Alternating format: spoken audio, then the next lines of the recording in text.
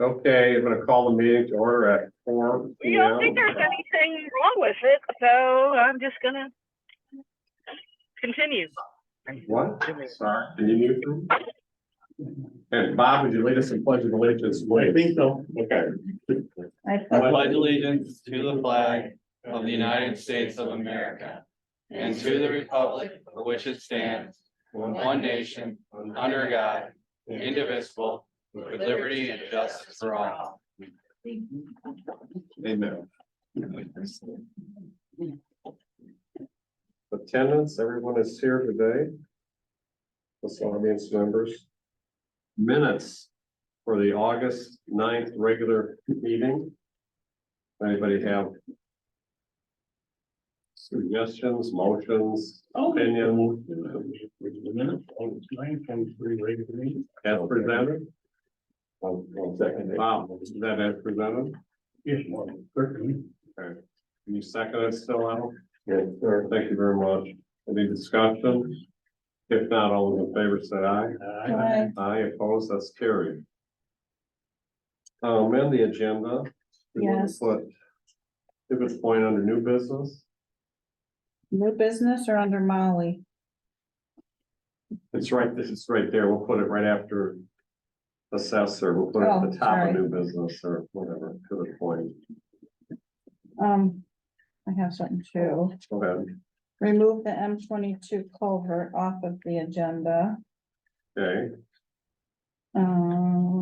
And I don't know if you want to move up zoning since they're here. we can do that right after assessor pivot point. How's that? With me. Probably works for them too. Makes you feel welcome, doesn't it, Mike? Always. Get out of here. You could have moved it to the back of the agenda, Bob.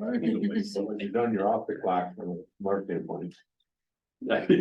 Okay, I wasn't even thinking about that. I was trying to be nice to get them out of here. Hold on a minute. What, you got something else? I don't know. I just want to make sure we're covering everything.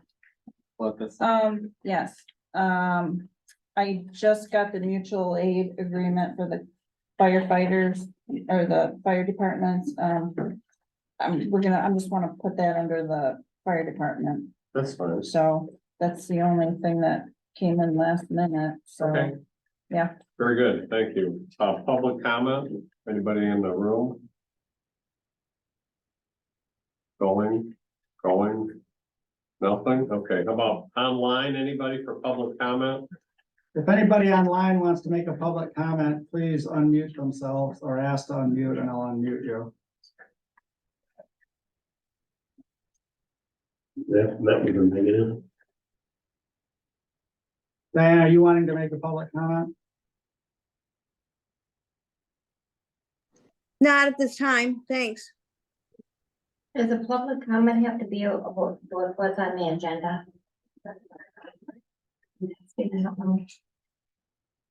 No. The owl doesn't know this. Oh, I'm sorry. That's true.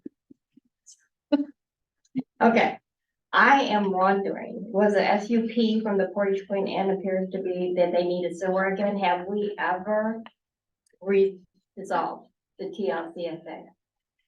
I don't know. Was the, Was What? the TLCSA ever dissolved? yes, Okay, if so, can you send me a copy of the resolution? The dissolved resolution? we didn't do a resolution to dissolve it. It was dissolved.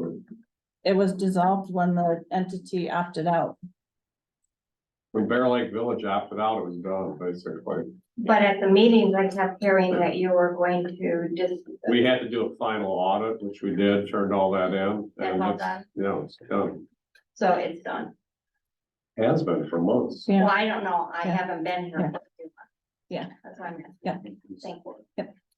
So what was your original question? So I get it right in the notes. Something about the sewer. So the The SUP for, SUP for Portage Point Inn appears to require a municipal sewer system. Are you still looking to help them out with that? appears, I don't think it's restricted to Pardon? I don't think it's restricted to I'm not gonna answer. a sewer system. It's just gotta have treatment. appeals. That could be a. When treatment plant, that could be a separate. Right. I don't think they're restricted. Um, I think they'll do both options they can look at. Thank you. Thank you. Okay, we're back. Anybody else here? No, we're done. I'll move on from that. Okay, clerk's report. Thank you. Okay, you have the reports that I sent to you with the breakdowns, revenue and expenses and trial balances on all the different funds. Was there any questions on any of that? No, no audience members, anybody for the clerk? No, okay. I have none. Okay. Everything's on file, but it's done, okay. Oh, treasurer's report, Road. I included my normal reports in the packet. Investment yields are about 5.5% as of September 2nd, so we'll continue to stay around that level as long as the Federal Reserve doesn't mess with interest rates. We've collected about 1.2 million or processed 1.2 million of summer taxes because the due date's coming up.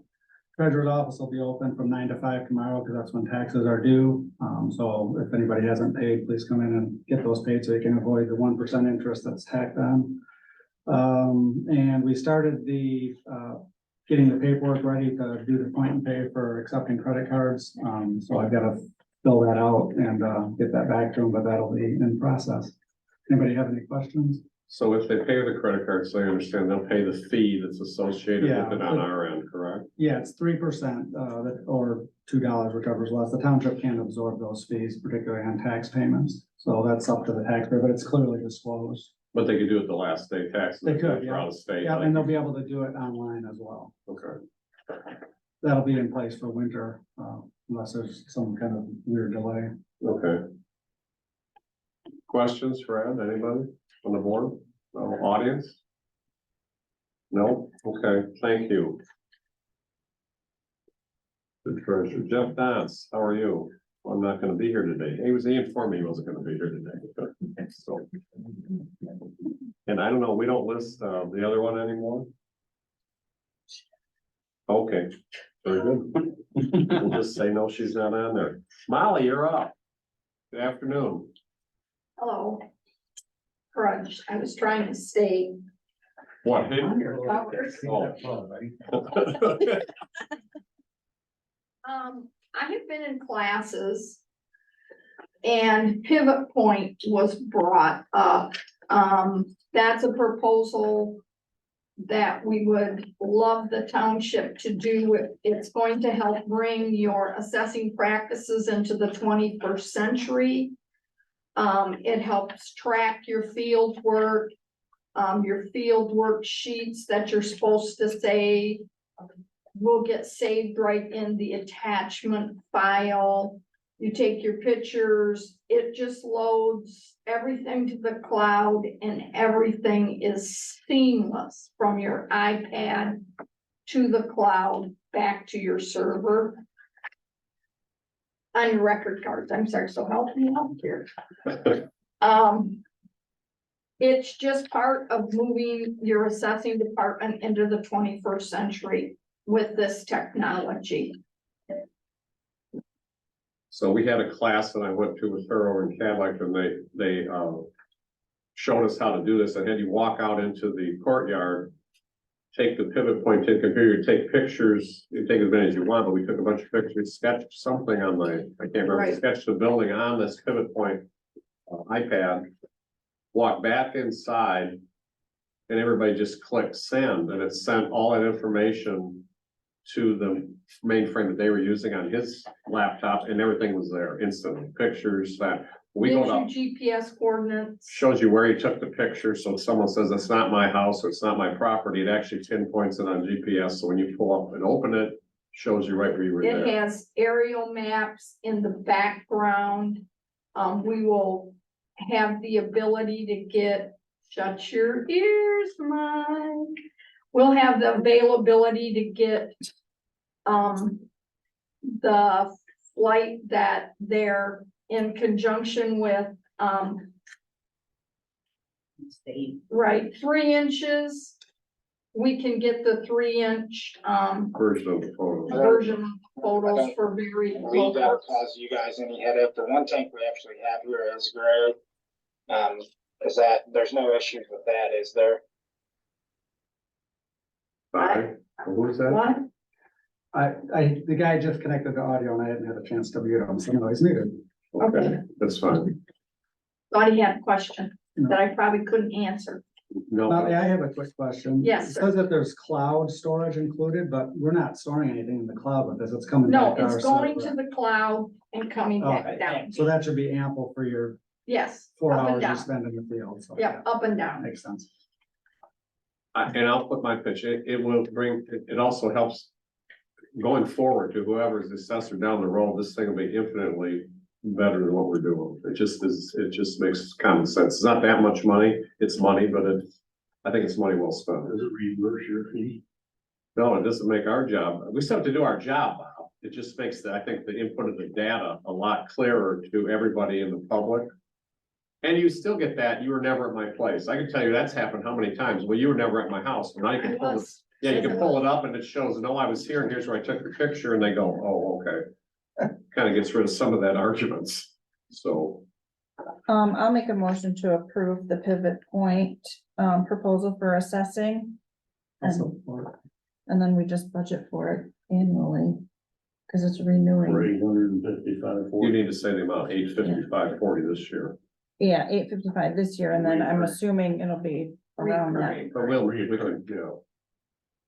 It Okay, should be the same. should be the same, I think. I'll second that. He already did. No, he already did, You're out. but this says first year.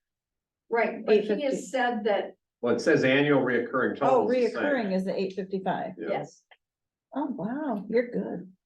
Okay, Any other, You said we're not using the cloud space? we It use goes it, up and it goes comes up down. and goes down. We're using the cloud space to transmit the information originally right out of the iPad and then they download it back into the mainframe here, so. there's 5 gigabytes of cloud space included in the quote. Right, we know that, but there might be by the time we go out and do all this stuff and you don't download it to the end of the day, you might have it. Okay, it'll be fine. We don't need any more though. Any other discussion? All those in favor say aye. Aye. Aye, opposed, that's carried. You want to ask the person if they have a question, only because They weren't, they just hadn't muted themselves. oh, okay. and then so somebody needs to sign the agreement and get it to us so we can get it to them. You said is this collusion? No, because I'm not the assessor here. he's tired, he's gonna. go away. I'm retired. I want to go to bed. What's the date today? Sorry, 13th, I couldn't resist. I'll do that later in the meeting, Bob, you blew it. That's gonna be a tough question. Okay, you want to give your report for the month too, kind of?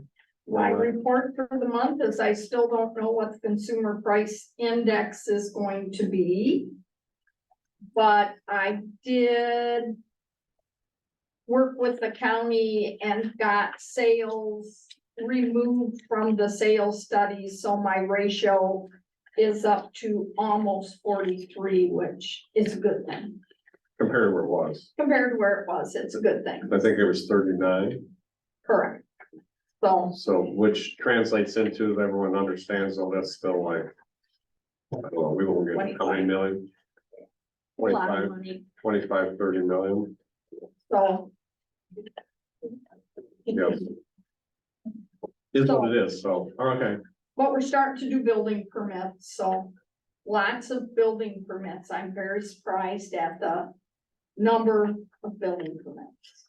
You guys are probably very surprised at the number of zoning permits. It doesn't go away. Okay. Anything else, Sharon, you got anything? No? No.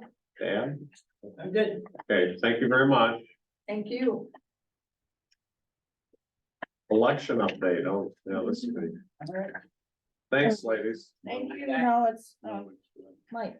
Oh, Mike, God, I forgot all about Mike. Steve, all that, you let it? Yeah, sorry, Mike, go ahead. Mike is here with the contract. Yeah, so, I presented this to you guys a little while back and kind of answered some questions and went through the contract and where you guys are at. We're actually, this never really happens, people say, but we're proposing a reduction from your last year's contracted services. There was one portion of it, and I do see a typo in the contract. I don't know if it's in your guys's, but it's in mine. It's under Article 3, Section 2, it says 2%. It's actually a 3% increase. Right there, yeah, it's highlighted. So I'll have to get you over a new contract, so this one won't be able to be signed today if you guys do agree to it. But we're proposing a reduction in the contracted amount from, I think it was 31,000 and some change last year to, actually I have the number right here. $31,472.10 to a flat $30,000 this year for your contracted services. And the reason for the reduction is, if you look at the years past, we had floodplain administration on there. And when FEMA first broke out, we were concerned that we were going to take a lot of questions on floodplain administration, which we did. We, in the first year, year and a half, getting residents, I think we made a firm map here, understanding what they need to do and take place. But since that's taken place, that is we're charging you too much for that service. So as part of the new contract, we wanted to reduce that amount, which then in turn reduced your other amount. We did see an increase in the zoning services contract from, I think, 20,808 to 21,000. And then you did see a large increase from code enforcement from about 33,081.30 to 6,500. And a lot of that's because as we've started to do code enforcement within these communities, we're finding not only are we using we're not charging enough basically, but we're using the county's vehicle to come out here and check those things and go through them as well. You know, just getting out in the community, we're burning more than what we're really taking in. So when we looked at that, we said, hey, you know, there's going to be a reduction here, but we're going to charge a little bit more here. Ultimately, it was a net reduction in your guys' contract from the year before. So I know that's typically not how you see it, but that's, you know, that's where we're at. And so we like to try to be as, you know, we're all in the same thing together. If we think we're overcharging, we're going to tell you. So that's where we felt we were overcharging, but we felt we were undercharging in code enforcement. So And if we think you're overcharging, we'll let you know. This is when we went down and started this program. That's exactly how we said we would review it every year and how much money we spent, we've made adjustments. Right. I'm glad we're sticking to that. Yeah, and when I gave you guys the review, I think I might have given it to your planning commission, but I think you were in attendance. When we looked at, you know, the amount of money that your permits are providing in for our zoning services that we're charging you, it's about $7,000 per year once you take fees out of it from your permits that you guys are generating. So your land use permit fees are really offsetting a lot of your costs of this contract. With that, you know, if you guys have looked it over, I can take questions on it. I know you said that Ed had some questions and I have a couple. I'll start in a little. So we do site visits now. How many site visits do we do? If someone pulls a permit for, I don't care, pick a garage, a pole barn, a house. We come out originally after they stake it. Well, it depends if it's needed. I mean, if it's in a, let's say it's in a small lot and you want to check the setbacks. Yeah. Well, yeah, then we'll come out, we'll initially look at it, but then we won't look at it until construction's built, at which point we'll come out for our final So inspection. that's a big problem, and that's my biggest concern about this contract. With our lots that are out here, they send in a piece of paper, right?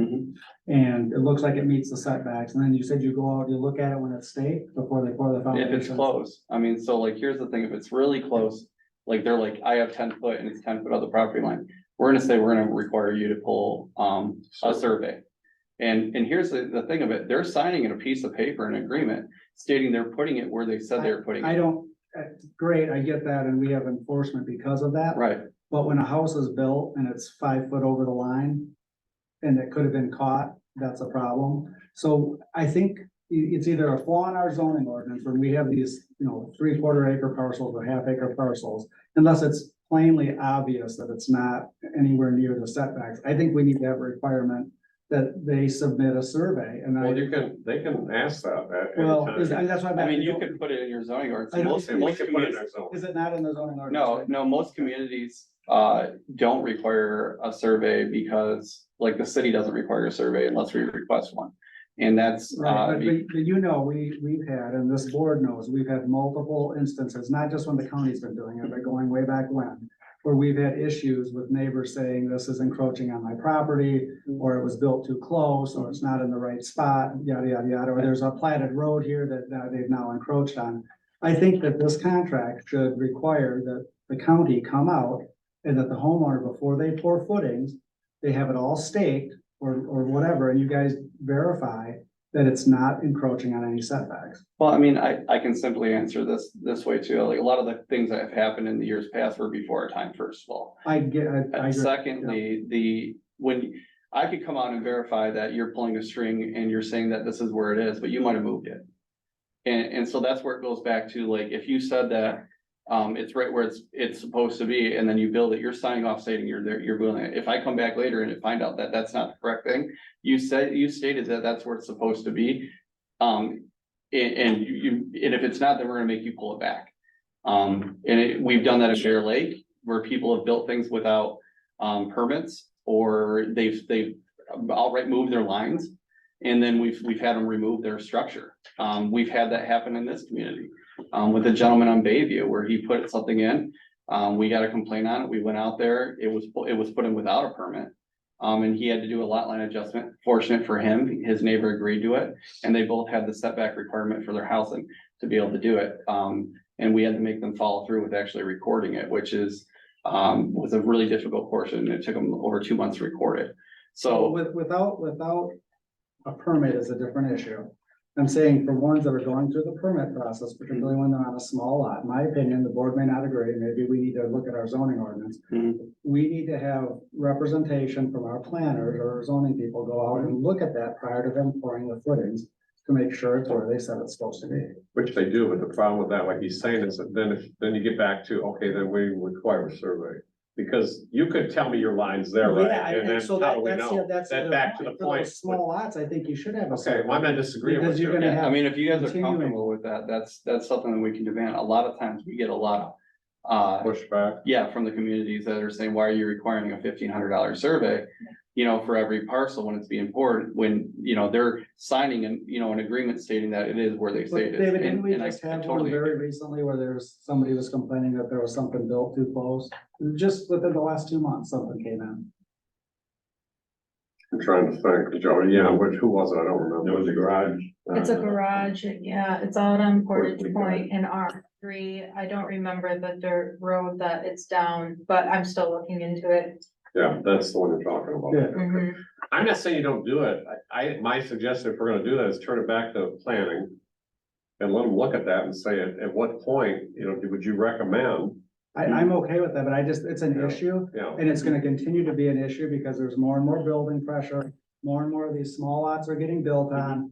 They were surveyed a million years ago where I think my property line isn't where my property line is more often than not. And I think that's a problem. Yeah. If it's a 40-acre parcel up in the northern part of the township and you're in the middle of it, no problem. That's easy. But- Yeah, I mean, we typically, if you're within 10 feet, we're looking toward the survey.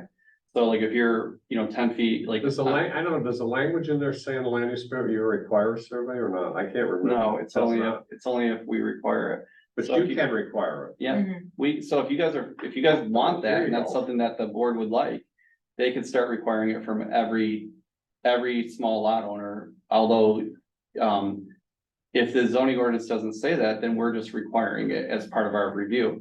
Now, if we get consistent complaints, we are gonna turn back and say, Change the it. board is advising us to do this. And so if you don't like it, please speak with the board. And then, that's fine, but like, just know that we can require it for everything. That's within reason. Usually we would like a little guidance, because right now it's like, oh, you're too close, you're within 10 feet, I'm gonna require a survey. Which shows your building and the location of your property as it exists now. Those can run between $1,000 to $2,000. So, but if that's something that you guys are directing us to do as part of the contract, we can do that. It's already within our right. We typically try not to, because the board tends to get a lot of negative feedback from their constituents. So, And I agree that there's a cost and we don't want to impose extra costs if we don't have to. But out on Portage Point, where you've got these small lots and there's been continual issues throughout my tenure. When I was on the planning commission 20 years ago, there was issues. It's not, there's always issues. And those lot lines are ill-defined and people may or may not, maybe they've had it surveyed already, maybe they haven't. I just think it's something the planning commission needs to look at. I think it's on there, it's on you guys right now to make that, right, right? Okay. How about they get some guidance from the planning commission to us and we give them further guidance other than just leaving it carte I think blanche? that would be fine. What's the issue with the garage? Was that something that we issued a permit for and they built it in the wrong spot, or was it a pre-existing garage? I went out and closed out the permit, last year. It was new. It looked to be what they said they were gonna build. But there is no defined property lines out there for me to notice that it was within the 10 feet. of survey the wasn't property line. taken, so they basically signed off saying it's within 10 feet of my property line. Right. So in that case, a survey probably should have been required, however, We probably will have to. for this Right. one. Yeah, so that's the problem I'm trying to avoid. no, Because I don't, it might cost them $1,000 to get that line surveyed. But when you have an issue like this, it's gonna be a whole lot more expensive for the property owner. So I Yeah, think we remove it. just need to use some judgment, maybe get some feedback from the planning commission. think Yeah, that's I mean, about right. what I would recommend, for obvious reasons, but that you give them a within a requirement, like, so if it's within 20 feet, is probably my recommendation. Then you make them do it, because 20 feet can vary when the setback's 10 or, whatever, and if it's on a front property line, when the setback's 20, 25. Okay. So you might wanna say, hey, if it's within 35 feet of the front property line, something like that, that they can just say, okay, then we're doing this over and over and over for everyone. So, it's not, a gray area that we're making a judgment call, because it can really take people off, where we're not coming in with just consistency. I am all for consistency. I don't know that there's a standard number that is consistent, because I don't know how far off some of the property owners' perceptions of their lot lines are. I think in some cases they're off quite a bit. Yeah, we look at, Yeah. them from the county, parcel lawyers for sure, and those can be off between 5 and 10 feet. So like, that's why we're saying, hey, if you're within this, the 10 feet or 20 feet really from that property line, we're requesting a survey, because that line can move, and if they're utilizing that, thinking that's a survey, it's not. Those can be off, on larger lots completely, or they can be incorrect from the documented. Nobody should be using the Yeah. county's parcel layer for. Right, Not that it's not a good product, that's not what I'm saying. but I that's- no, I It's understand. not for accuracy. It's not for accuracy, we have that disclosure on it, so. Onyx is like which I don't understand how, but they are closer. I don't quite know how they can be, but it is, we're out in the field using that. It'll show you exactly, even if you're close and you can find the marker, Hmm.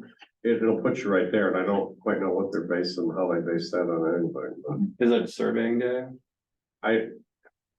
Sounds like it was. The DNR. is that where it's from? Yeah. Okay. I'm sure the DNR gets it. So I didn't mean to jump into your. No, That's- it's fine. That's No, I my, I wanted have a to- couple other ones, but go ahead with yours. That was it. My biggest one was I visit the parcel more than once. Visit it before you do it. I want someone to visit it later just to make sure that these people don't change up what they're doing. And at the end, they go, oh, well, that, but I know they signed all that. I just don't want, we don't want issues for anybody, right? Okay. So I have a question about the code enforcement. Just educate me what that entails. What are you guys doing when you say code enforcement? You talking about enforcement of the zoning ordinance? It's both. I mean, so you guys have wrapped up in there, you have blight enforcement as well. So you're potentially blight, It's right. blight and zoning. Yeah. blight and zoning, okay. So my question is, I know you have a code enforcement officer and he has been doing a letter. I don't know if he updated that this time around or not, but I would like to see a better, higher level of reporting going on with that, with the code enforcement. And I don't know what we have to do that, but I don't know if the letter was in the shared drive this time, but Shelley didn't get it for the packet. I don't see it here in the packet. I know it was completed. It's fine. I'll get it updated, but yeah, I mean, it's intentionally kept a little vague because, we're trying to work with some property owners and they might have issues as to why they're not able to clean up their properties. So, we were saying, hey, we're working these, we're doing this. As the complaints are coming forward, we take them from elected officials, either planning commission or, the board itself. And that's what, for two reasons. One is because when we were getting complaints in from individual landowners and, we were having them sign off, because at first so I'll give you a little history on that. At first, when we were first doing enforcement on it, we were getting, requests in for code enforcement that weren't actual anything. We'd come out, we'd verify them, and they weren't. It was literally neighbor disputes, just ratting on each other. So then we had them say, well, like, at least put it in writing, stating that you're like where you are, whom you are. Well, then we started getting FOIA'd on it. And then, so then we had people not wanting to say, hey, there's a problem over here. So we switched that over to having the township board or elected officials do it, because then when we get FOIA'd, it says it came from an elected official of the township. That makes sense. And so, then we were still getting complaints coming in, we were moving forward to resolve them. Now it can take a long time to resolve a complaint, and that's one of the biggest complaints I hear. Why does it take so long? Well, one of the reasons is, like, we can issue out a ticket and then they can pay it.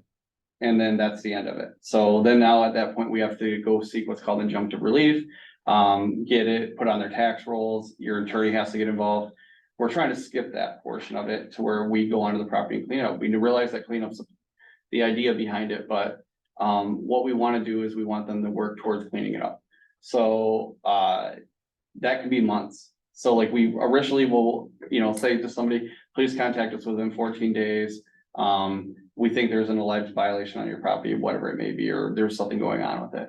If they don't contact us, then we're gonna issue out, give us 30 days or we're gonna issue you a ticket. If at that point they haven't contacted us, we'll issue out a ticket. Now, if they will then come forward and say, I want to work to resolve this, we know that the judges, when we go before them, are gonna give them additional time to do so. We try to nip that in the bud a little bit, saying, hey, if they're working towards resolving it, we want them to continue to do so. So we don't want a ticket. It doesn't really do us any good when we want, at the end of the day, to get the property cleaned up. Right. So these things can go on. So if we have somebody who's like, I'll clean up this month, I'll clean up this next month, and it's taking them an extended period of time. If they're continuously cleaning it up, we're gonna hold back on that ticket and ask the judge to give us a little bit more time. If it gets to a point where they're not working with us, we're gonna go for the ticket. And then at that time, 6 to 8 months can go by. We worked with properties over a year to get them cleaned up. And I know that's not ideal, but they eventually did get cleaned up. Yeah, and that isn't the concern, the time, because I realize it takes a lot, but I'd like to see that report updated more frequently with a Yeah. little more detail and for every enforcement action that's being looked at. I mean, what would you like? I mean, that's I mean, the letter's close, but there was a month we didn't get it. I think it Just needs a little monthly, bit, Mike, and I it's think it fine. needs a little bit more detail. So because we get questions as elected officials about that sort of stuff. So it'd be nice to have that information, and that we're paying you $6,000 for that. So there should be a report, just like you do with your zoning Absolutely. contact report. Yeah. So you're just looking for like address, what's a brief description of what's Well, going on. so there's a complaint about XYZ Main Street, Mhm. okay? Here's what I did this month. Mm-hmm. Okay, what's the status this month? What's the status this month? And he's pretty good about doing that. I just think that needs to be tightened up a little bit, maybe have a little more detail and make Yeah. sure it includes everything. Because I know for a fact, there's been several complaints about a property where the guy has a camper and he's been living in it for 3 years, and it's never been on that report that I'm aware of. Yeah. So that means not everything is getting on there. Yeah, and That's- it's not the same camper that I dealt with 3-4 years ago, right? Maybe. There's one on Pierport, the flower place. He says he's not living in it, but he lives in it all the time. This is a guy who's got an open land use permit, and I don't know what the enforcement. It's status actually, is. I don't know if it's been renewed or expired. It was in, But that camper hasn't left there for 3 years. I don't know where he's doing with his onsite. Have we got a Portage complaint on it? Ridge, not Portage Ridge. What's the Purple subdivision? Ridge. I'm Oh, sorry. you're dealing with- Purple red. Yeah, Hercules Road. So that's an example of one, there should be enforcement going on, and I think there is. It's not on the report. I don't Yeah, know. there is one I know that was out on, like Arbor by Day, where the attorney told me to back up off of it. So like, there is that one, so, But that's not on the report either, Arbor for us to know that. it's like 2-3 years ago. Yeah, Seymour. But And it's, it's not ongoing. well, no, I'm saying Yeah. it's from the old days, and Yeah. Tom Greer advised that he may indeed be grandfathered. So that what Yeah. he didn't advise. The one is on Hercules, you know what I'm talking about? She was actually out there this morning looking Okay. at it. There's a pile of wood. I don't know what happened. The issue that with that one was no construction within the time period of the permit. Oh, I know which one this Didn't have is. anything to do with it. So there, you guys had it, where you were allowed to extend out your permits for so long, and then they're allowed to do it within so many years. And I actually reviewed this, I think, recently with you, and I said they should probably remove some of the within like 3 years as an amendment to the zoning ordinance that says so you can't continuously just update it like he's been doing. And that's why there's been no enforcement on it, because you He's guys, been doing what it says he could do, which was Right. renew his. he'd renew his land use permit and push it out so you couldn't touch it, but now he's violating Living it. on site with a camper was a special dispensation that was given. If you're to him building your house. With the understanding that it wasn't gonna take 3 years. But your ordinance doesn't say that. What your ordinance says is You can that live if you there have a valid land use permit, and you can live there. And you And can so- renew it while you're for working two on your house. Right. consecutive So what years. is working on the house, cause he hasn't done anything. Well, Doesn't that say that it's a year plus you have the right to extend for a year with the permission of the zoning, but it That's what makes no recommendation for 3 years? no, we made that amendment change a year ago or 2 years ago. But he was under original contract, so he's been doing it 3 years. Yeah. But now, since you made that amendment change, he's run up against the buffer timeline. He Now can't now extend can't. anymore. That's what I'm saying. So- I mean, I personally, I'd like to know what he's doing with his on-site sewage disposal. To get his camper Yeah. pumped. I mean, I'd go I mean- look over the bank, I'd be. But the concerned. questions that you're asking me aren't in our purview. So like, Well, they're a borderline there, Mike, because it's part of the zoning. He's camping, it's code enforcement, he shouldn't be there. Anyway, if it's a flaw in the zoning ordinance, we It's should a address flaw. it. It actually says he can live there and work, and then I think it says he can live in it as long as he's working on his house, right? No, it doesn't. He's into his 3 years. well, he's now at the end of He's it. at the He end has of to that. just I But say explain- up till now. my point is that specific issue, that's an issue, Yeah. you're on it, is, that never even made it on a report. So I wanna know, Well, it's because he's not violating, he's valid until this last month. Yeah. And then he fell off of a valid land use permit. Mr. Chairman of the Planning Commission, could you review that section of the zoning ordinance and make sure I we don't have I a have, repeat I'll do it again. of this situation? That would be great. So, I mean, if you're legal until this month, I can't go after you until this month. No. well, I think if our zoning ordinance, the way it's being interpreted, allows for that situation to occur, then the zoning ordinance needs to be changed. Well, to me, the issue became a little bit of a red flag when after his initial year, which is pretty much automatically granted, while the land use permit has been issued and you're building your house. And then there was a reapplication, but there was no evidence of any construction going on after 1 year. 2 years, there was no activity up there except Well, the additional. footings are formed, the footings are formed. The footing finally got in, wasn't that in the 3rd year? No, last year. It was last year. Yeah, Okay. still next year. Didn't COVID affect a lot of people getting building It's all supplies? after, no. And the costs went astronomical? This is one reason why we sort of slowed down on Yeah, enforcement was because you because couldn't even get it one. was difficult to hire somebody. Well, what the issue is, he can't live there. So I say he's not gonna build, there's no sense he can't live there. It essentially. No, I mean, trailer. his time's up. I mean, it will be addressed. Anyway, that's my only point on the enforcement stuff. It'd be nice to have a little bit more comprehensive report. No, I think that's fair. I mean, if that's what you guys are really looking at, what we'll have them do is just put a little bit more in there. We just don't wanna, our biggest concern is like on these, like, it's a small community. We're not trying to embarrass No. people. So like, we try to use it, pretty generic there. But I think like, yeah, you're right. There could be like this address, this is what's going on, instead of more generic, this is how many issues we're working. I mean, I've seen reporting like that and I can understand why you'd want more. So, Sometimes it's too generic. so the last question I have is, so land use permit is issued, Mm-hmm. there's no issues with survey borderlines, construction starts. Mhm. When is the next time that you guys go out there? Do you It'd go- be right around this time of year. So like, after everything looks good, they're going up. We're not gonna look at it until it's completed or they ask us to close it out. So we're gonna check all permits that are issued in October, November timeframe, right before frost laws hit. So that we can come out there before the snow flies. We slow down, work lets us, it enables us to go out and actually check everything. So how long for are final. land use permits good for 1 year, right? Yeah, So but they if I- can renew it. Okay, so if I have so my question is, do you guys go out, if I have a permit that's issued in June, Mhm. We're gonna go on and look at it. you're gonna go out next June and make sure? No, we're gonna look at it this fall. Okay, this fall, but what I'm saying is if these permits are approaching expiration, you Mhm. send them a letter, you track that, send them a letter and say you're approaching expiration, or do you go look and see if they're? No, you just go look at it in November. So like, if they, If they built it up in November, we're gonna look at it, or in October, September, October, November, this closeout season. So if we find one's not built out, we'll go out there and look at it and say, hey, these are up for renewal. Contact them and say, hey, you need to renew it. If they renew it, we're gonna look again in November. But we also turn them in too. So there's a double Yes, check yes, there. let me ask the question again. So if I got a permit issued in March Mhm.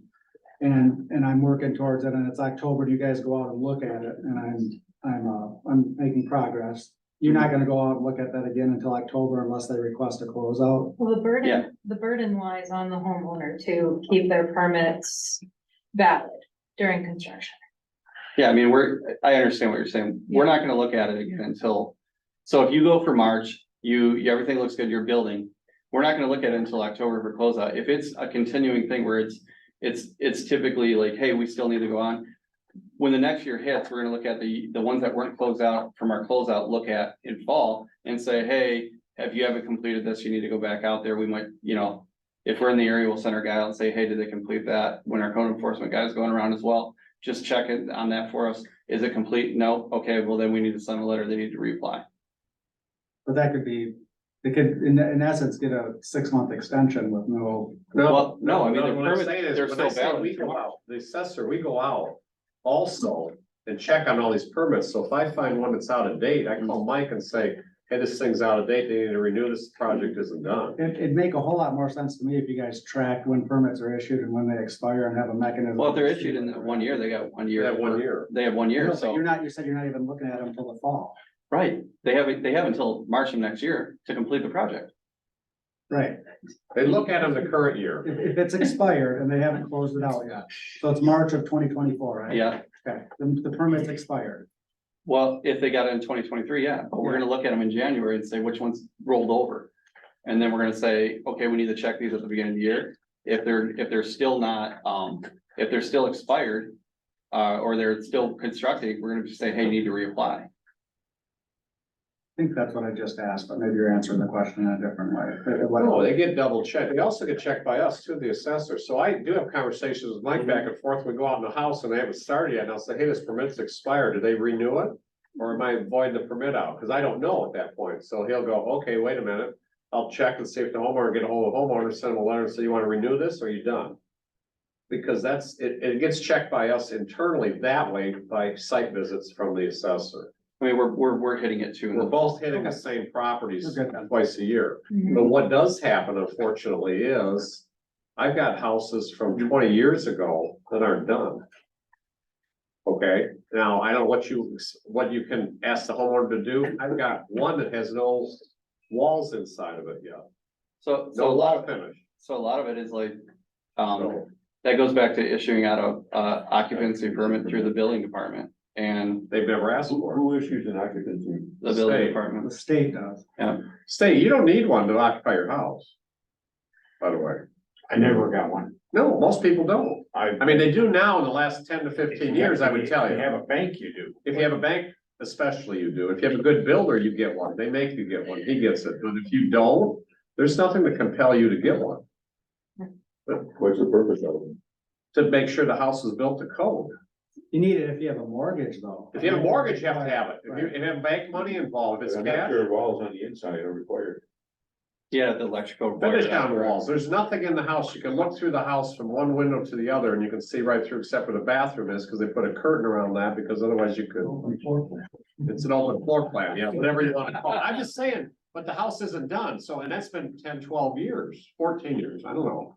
I still go back every year. Okay. I'm just saying as an assessor, we go back every year, but I'm sure he's never got another land use permit.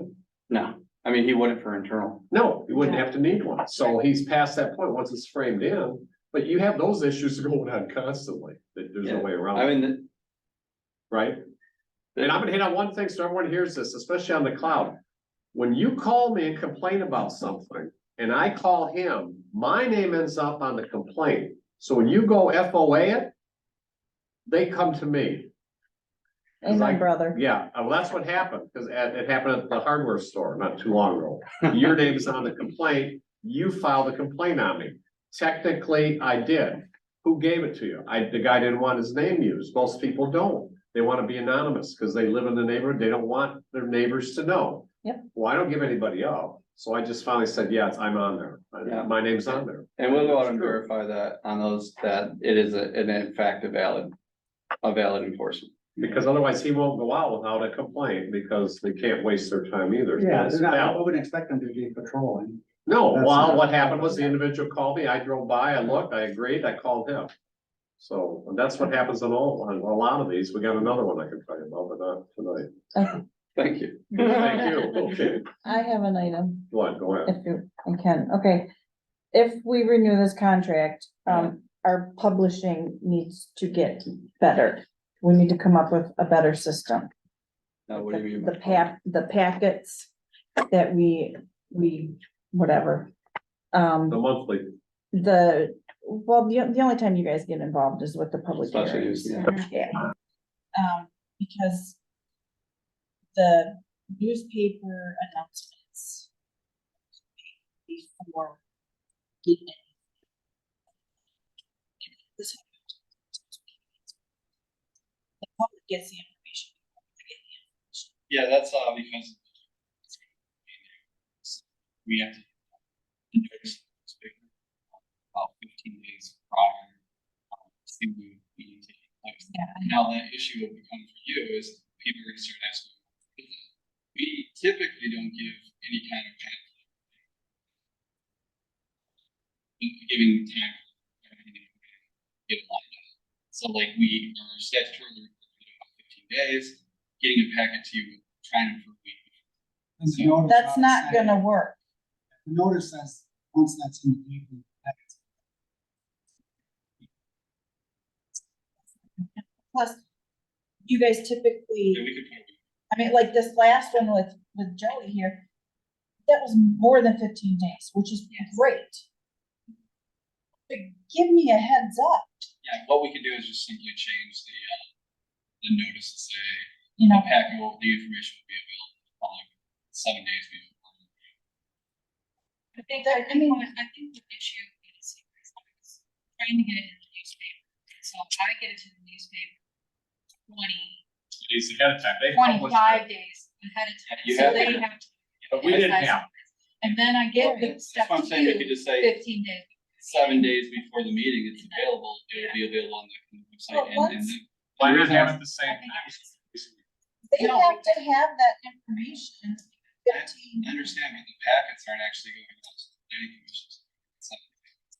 So like there's other things that can come out of the agenda that are still available. If you're, so like, I'm Like- sorry, I disagree with. that's fine, let me explain it. The special use permit for them to be on there might be, but the agenda packet as a whole is not. So like, you can sit there and say, hey, yes, we have a special meeting, it's gonna take place, we're gonna have the agenda packet out to you some days before. Now, the reason is, 'cause there's other things coming in. Just because, I have a special use permit where a developer comes out 30 days beforehand, and I get on top of it, because I know I have that statutory mandate that I have to hit 15, and the paper tells me they can't get it in 21 days out. Now I'm gonna say, I'm sorry, agenda's closed, 21 days out, you can't get this.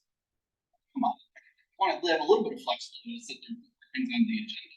So like, that's Okay. all it is. What agenda are you talking about? The public hearing agenda? Or the planning commission, so I wanna Okay, be able to. there's but- two different agendas. But I also wanna be able to give them the opportunity to write letters in, express how they are, do site visits, everything else like that. It's the timeline on it, it can fluctuate depending on what the paper is available. When we really say to a developer, hey, you need 18 days to get it to us, 15 days. A lot of these guys would show up on the day of and they kick it out to us. We're scrambling to get that notice out there, to get it into the paper so we can have it in that next. And some things are like, just get it into us so that we can have it if it's a minuscule thing that we know. You get your notice out to the newspaper, get your packet ready, and you get it to me. His agenda, or the planning commission's agenda, is completely different than your public hearing that you're having. Maybe in this community it is, but in other it's not. Exactly, because But their public hearings, you know, it has to be within a special meeting, or within the regular meeting. So I that mean- you are just part of their agenda. I'll tell you what we can do is, we will tell people that they did not make that month's meeting if they're not ready. And then that way, we will make that 15 days. I'm fine with doing that from now on. It's like, what we like to say 30 to 45 days in advance, we want them in. That is not the way it comes in. People come in 18 days thing, here's everything. Hey, you're missing this, but we need to get that notice out. Please get me this in the next couple of days, because we want to be able to get our portion of the packet together. That doesn't always happen, and sometimes it's delayed. It might be a minuscule thing, but if you want us to sit there and tell people that we're gonna hold up on any issue until we get a completed packet, by all means, we will do that, but the developers might get upset. Well, that's not an unusual thing. We have to have a complete packet application. I agree, before we but- do them. But there's also small things that we say, hey, we know you're gonna get this to us. We're willing to do the thing knowing that you're gonna get this to us in a day. You know, we know those things take time to do, we always get them. But hey, you know, or we could. Yeah. We want to include that in the package so that they have the best information, so we might send it out, put in the packet. Or the information that we need to proceed to get it to them, but if you want us to hold back and say, hey, developer, I'm sorry, we have to wait until you pushed out a month. Do that. Well, you need to figure, somehow we all need to figure something out where you publish it in the newspaper and the public I thought it was. a isn't recent- coming, I can thought I it was- finish, please? Yeah, I'm sorry. The public isn't coming to me that Monday morning before I even receive anything and asking me for this, and this. And I'm like, what are you talking about? Right, and what we can do is, 7 days. So that you get that packet 7 days out.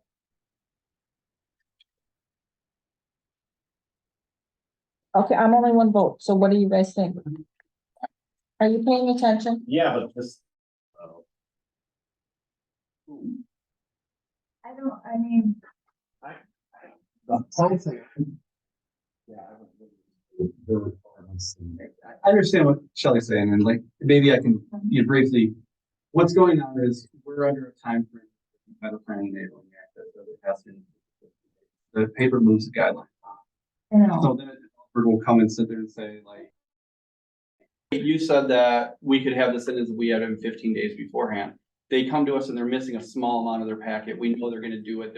We're already working with their people who are gonna do it. So we hold back the packet and don't give it to her. We get it in the newspaper to meet the requirement. 10 days out, we get the packet, we finalize it, make sure everything's there, and we give it to her 9 days out, let's say.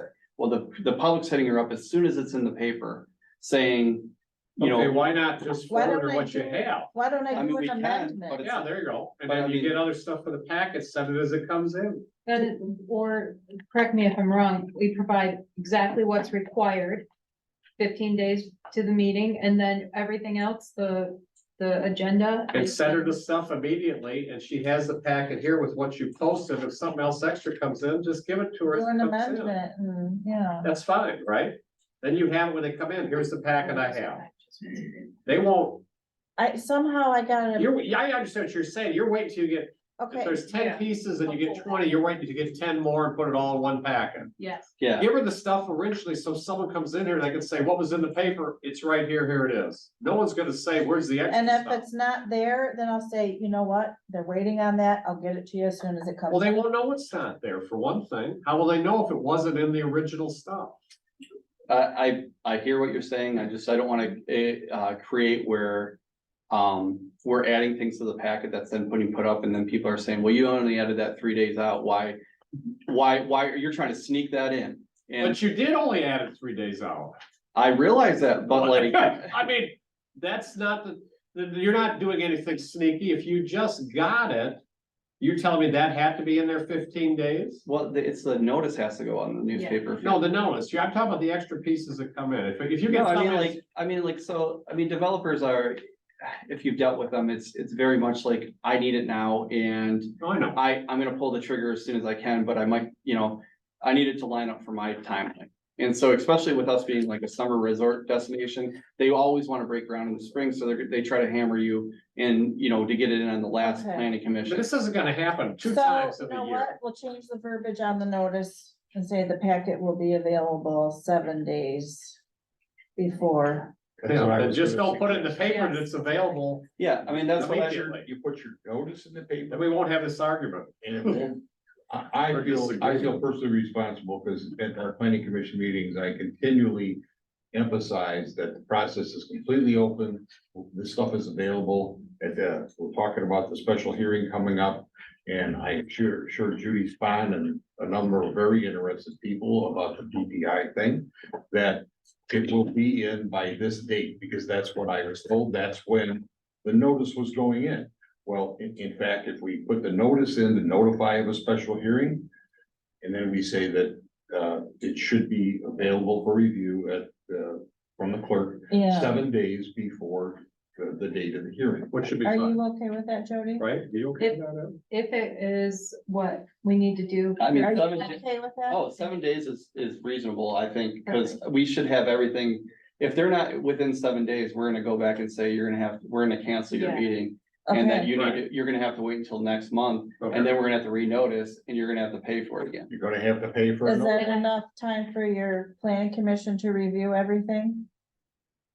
Well, we might in fact get it sooner, but yes. Okay, And then I think sharing documents on the the Google drive Drive, is yeah, way easier than. yeah, Yeah. yeah, Yeah, so we can change that easily to say 7 days, and that gives the public enough time to look at it as well with a completed full packet, what we're gonna present at the meeting. There's nothing worse than what you mentioned, Mike, is we put a packet out and then we add 5 things to it 3 days before the meeting. You just get castigated, and Yeah. rightfully so, because they don't necessarily know it was there. Yeah. So when we put up a thing, unless it's an emergency ad and we can add it as a separate document, when the packet goes out on the website, it should be complete. I So agree. that 7 days makes sense. It gives you guys enough time. Gives the developer The enough only time. exception, Ed, in my view, would be the public comment up to the day Yeah, before. we the always meeting. do that. Yeah, but we don't Because put we'll the get public elected. comment out on the website. No, That's not no, part of but the I'm saying packet. as far as the packet goes. Yeah, that I the hear- comments different. Like- okay, that's the only Yeah. thing I had, thank you, Mike, thank you, Jody. So Mike, one last question for Yeah. you. I understand we're gonna be losing you, is that correct? That is correct. My last day is the 28th. I resigned, last Tuesday. Yes. I was offered a position with Networks Northwest. Everybody goes there. It's a regional planning entity. They're a little bigger. I'm sure you guys have dealt with them. And, I really can't beat the remote work that they've offered, so, that was a big thing for me, so not being tied to a desk. So do we know, I mean, we're signing a contract Mhm. with the county to provide planning services, but we really don't know what that department's gonna look like. Isn't Katie thinking about making kind of a transition to a little bit different job as well? Yeah, and, this is kind of what we always say is, you guys have already been through this once, I'll be honest with you. When I, took over as planning director, we hired 2 new planners. Luckily, all the knowledge base was still there with me. It will still be there with Katie. Jody's been doing this job for a little over really 6 months, even though she's been here almost, have you been here a year? I've been here for a year. But she had maternity leave in between that, so, Have they posted the job yet? yes, yeah. Okay, do they have, what is our contract actually? You guys are done on October. October 1st. Or September 30th. So, you guys did an extension. Yeah. To get to that. I'd like an extension. You If we can, from them, if we can. If you guys are- Renew and then we Well, would you guys- cancel We got it, a 90-day out clause. yeah. Okay. I mean, I think the contract is fair, Mhm. if we can address the concerns that I think Yeah, were brought and up. and like I said, I think those are small concerns, really. Yeah. They're just processing concerns. The good thing is what I've said is the knowledge base is still there. It hasn't transitioned out, which is what is really good when you have a complete department. Is if somebody does leave and peace leave, we all work together. It's not like one person's in there making all the decisions. We're bouncing it off each other and saying, well, what do you think about this?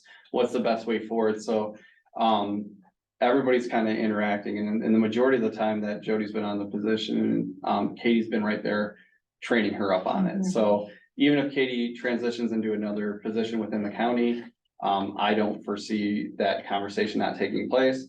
I mean, there was, times when Katie first took over, here, that I'd be like, hey, you're forgetting about this in the zoning ordinance, it's on this section, go look at it. And then she would run back and look at it and be like, yeah, you're right, that's a good call. So I mean, that knowledge base doesn't leave.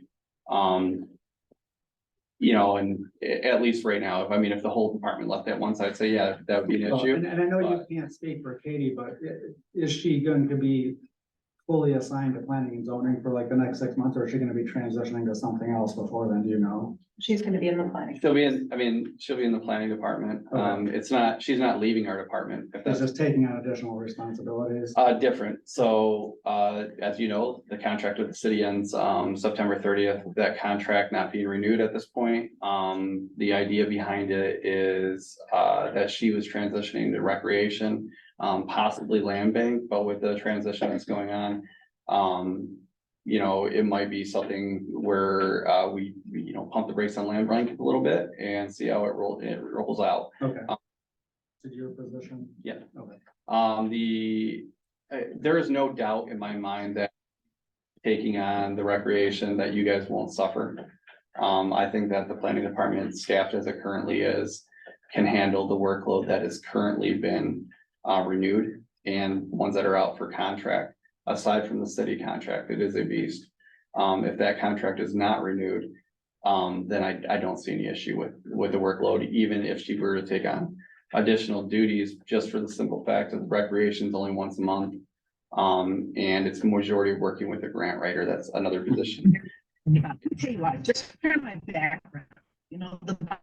Can you please mute your phone, please, whoever just got on the call? Thank you. So I don't see that like being an issue. The workload actually reduces quite a bit if the city's removed from the equation. Okay, any other questions? Yeah, you working for Rob? I am working for Rob, yeah. Figured you went fishing. Yeah, we did go fishing. That's how he got me. Are you going fishing with anybody? Recently? No. No, for you, yeah, I'm sorry, what? for your job. Am I going fishing? No, currently not. No, I don't have a replacement in mind. I think that, that is a decision I probably won't partake in. And Mike, please don't take it wrong or Joy that we're grilling you guys. Planning and zoning is probably the most visible aspect of what township government does in a lot of ways, and we just want to make sure, and it's being done very well, in my opinion. We just want to make sure it's continued to be done well and address areas of concern that have been brought up by residents, so. No, I think what you guys have requested are reasonable. I think when we got into it a little bit during the conversation, it's just like, we want to provide you the best service with also, being reasonable and respectful to the developers that are coming in and trying to spend money in your community, and sometimes those don't overlap. And so a good compromise is at 7 days. I think that, but other than that, everything you guys have brought up is reasonable.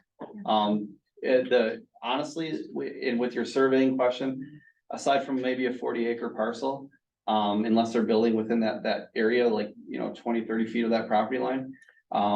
I think, most places should be pulling surveys. I think the city, they should pull surveys. I think that was proposed a couple of years ago, at least in the city. And that's why you guys don't issue out fence permits anymore, is because of that exact thing, which was not making people pull surveys. So I would make a motion that we, accept the contract with that one typo being corrected, if you're gonna get us something. You gotta give them some Time out. yeah, Motion by Ed, is there a second? to what? Approve To- the contract. Yeah, I know that, but with what? There's a It's got to fix typo the in it. typo. It's supposed to be a 3% escalator, not 2%. With. Typo. Page typo. and I'll get you guys a clean copy tonight, so. And before we vote, let me ask one other question, since we got planning commission representation here. Is the chair and the member happy with the zoning services that are being provided by the county? Yes, generally, yes. Dave, It's, PPI's pretty complicated, but we're working together. Great. In my opinion, it's made the planning commission stronger and better, working with them, we pick up some of those additional skills as well, so. Oh, yeah. It's Somebody very want to helpful. second the motion, you will? He will. Bob, thank you, Bob, very much. Now you can have discussion. Are we done? We're done. Roll call. I'm sorry, Al, Bob? Yes. Shelley, Yes. Ed? Yes. And David, yes. Okay. Thank you very much. Hey, thank you, guys. Thanks, guys. Call me later on this other one, Okay. or Joey can come actually tomorrow. Yay, Thank you, guys. Thank you. congrats. Okay, thank you guys. Election update, you want to give that? We can start voting, what, next week? for the Okay. 2024 election, or? Yeah, that's pretty much how it's gonna be. Okay, so, yeah, election starting in 2024, thanks to the new, early 9-day voting bill that everybody voted in. Is making life not very good for clerks anymore. So we've had 2 meetings so far countywide. We're gonna be having more upcoming. It's really changing the whole election aspect, and I'm trying to keep our website updated. So if you want more news on it, keep with our election tab on the website. Manistee County, it has formed 2 consolidated voting places. With this new proposal, there's grants out there that the state is offering. Instead of us individually having the 9 days early voting and paying our election officials or election inspectors to be here for 8 hours a day for 9 days prior to voting day, we're consolidating and we're having 2 precincts, 2 big precincts within the county, but the city's Heather's going on her own. So, we're saving on the cost of not being here, plus all of the election volunteers have day jobs, so everybody's stressing out. So we're kind of pooling our workers, we're pooling the clerks, and it's just chaos right now. So we're going into an agreement countywide, and the 2 places are Maple Grove and Manistee Township. So in the event that you want to do early voting, Onekama Township the residents will have to go down to Manistee Township to vote. This is in person. though. In person. In the early voting. In the period. early In the voting early period. voting And make period. sure they understand, not This that, does not include absent voter ballots. And it doesn't include election, You- day, right? does not correct. include election. day. You cannot, you're gonna get a separate voter registration card to take to your early voting precinct. You're gonna have an early voting precinct card, and you're gonna have your Onekama Township voting day card. It's lovely. Makes a lot of It sense. really is. So anyone that voted for that last year, because it passed by a lot. Not by me. Never read, so So Just- when if you're an absentee ballot person, that doesn't mean you can bring your absentee ballot. into there. You cannot do that, okay? That's completely different. That just means you can walk in and vote early, In person. Okay, in 9 days person. early. Yeah, that's it. okay? That's all that means. So, How we're gonna track it, you guys will figure all that out, because there'll be how many units there? There's Arcadia? 4. Well, okay, so 5 down at Manistee Township, 9, because you're allowed to have 10. 9 down or in Maple Grove, and then Heather is doing her own for the city. Okay. So, yeah. Yes, dear. When the regular absentee ballots arrive in the mailbox Mhm, and we fill those out, mhm. they're gonna go in that drop box Yes, there? I have a new drop box installed there, and Right by that's, that wall, that's only for ballots right here. Do not put those in the in treasurer's box. Ed's box We're anymore. They're gonna, gonna go the clerk here. and the treasurer are gonna work on appropriate signage, because I've been getting, we got some tax payments Yeah. on that one. Yeah, And I'm sure we'll get ballots on that one, but we're Yeah. gonna try to make that work better. There's So- a blue bucket, so nobody uses that. so, yeah. So just I'm trying to keep everybody posted on the website with, you know, all kinds of election And also, stuff. if you wanna really be, Polling precinct, I mean, we have to reestablish a polling precinct for the early voting and it's just chaos right now, so, yeah. And for the benefit of the crowd, what Shelley's talking about here isn't at all unusual. As an example, Ottawa County, all the local units are having one precinct and the county is dealing with that. Mhm. So we didn't quite get that here this year, but this is probably setting the table to maybe do that in the future, which makes a whole lot of sense. so we did it, they did ask for that. Yeah, the county didn't want to do it this time around, but maybe down the road they might, but so this is kind of like a baby step possibly towards that, I think. Maybe. Right. No, that's all right, stop there. The other thing is also, so everyone understands, if you have a mail-in ballot and you mail it. If it's postmarked the day of the election, day of no later than the day of the It has to election. be postmarked on election day, By election day or on election? on election day. Okay, if you mail it.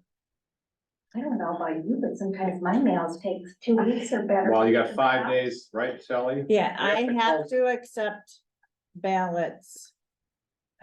5 or 7. I don't know, but it's, It's either 5 or 7 days You can after it's pretty much postmarked. So vote the all voting's year not long. over till after the election next week, but So all we have those to count ballots. on our mail.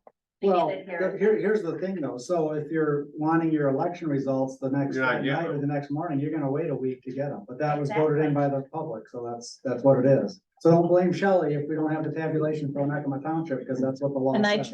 I asked Senator Bumstead. I called his office because I asked him to attend our clerk's meeting if he would and just listen to us and see our concerns and not interested. So he had nothing to say about that.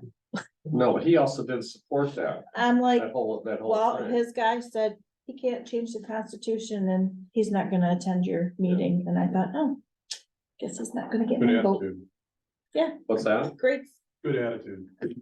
thanks. Hey, you know what? I hate to say it, we voted it in, not him. He was opposed to it. He could I know. still He listen. can listen, but he can't change it. We voted it in. The in. public voted it in and told him he was wrong. He can listen all he wants, he can't change it. Be careful who you call them we. Well, we, the public of Michigan, somebody voted it in, it passed, man. Can't help it. So next year we'll deal with that. We're gonna have to deal with extra wages, obviously, we're gonna have to Yes, deal with more and pay. We're Just so you know, we, budget wise, I'm gonna just put it out there right now. Amber and I were in complete shock. We thought we were one of the higher paid election worker, and I don't know what you guys pay at the city. They're paying $20 an hour for election inspectors. We're not, No, we don't do that. no, Well, the city doesn't either, do they? I have no We idea. raised it, but it's not. I No, was it's probably- shocked. What are we at? I have no idea. We're at like 16 and 15. What's that? We can talk, we'll talk about that in the spring. Budget time. Budget time. Election time, that's fine, next year. All right. Did we, Pretty much. you done? Just asking before I move on, I'd like to move on. Okay, resolution for Onekama Marine. Make a motion that we approve it. We have the resolution, did I not? No, it's in there. It's something else. This- No, I have it There's for him somehow- to sign. Yeah, he does something for all this. There you go. What, there he goes, man, resolution, you're right over. Okay, So at the last meeting, we talked about all the nice services the Onekama Marine has provided to the fire department to be able to moor their boat and provided power, Rob, and what else did they do? Just to kind of remind, they gave us some. They give us all of our, safety equipment, life jackets, ropes, all that good stuff at cost, a little bit above cost to cover paperwork. Yeah, that's a really big benefit to this community. You know, we're a marine community. We didn't have a boat up until this year. We do now. It's already been used a couple different times at least. So we just thought having a resolution for Onekama Marine would be appropriate. So do you want to read that, Mr. Chair? You can read it up. Okay. You're free. So resolution of thanks and appreciation, Onekama Marine, whereas Onekama Marine has long supported efforts to improve the Onekama community in Portage Lake.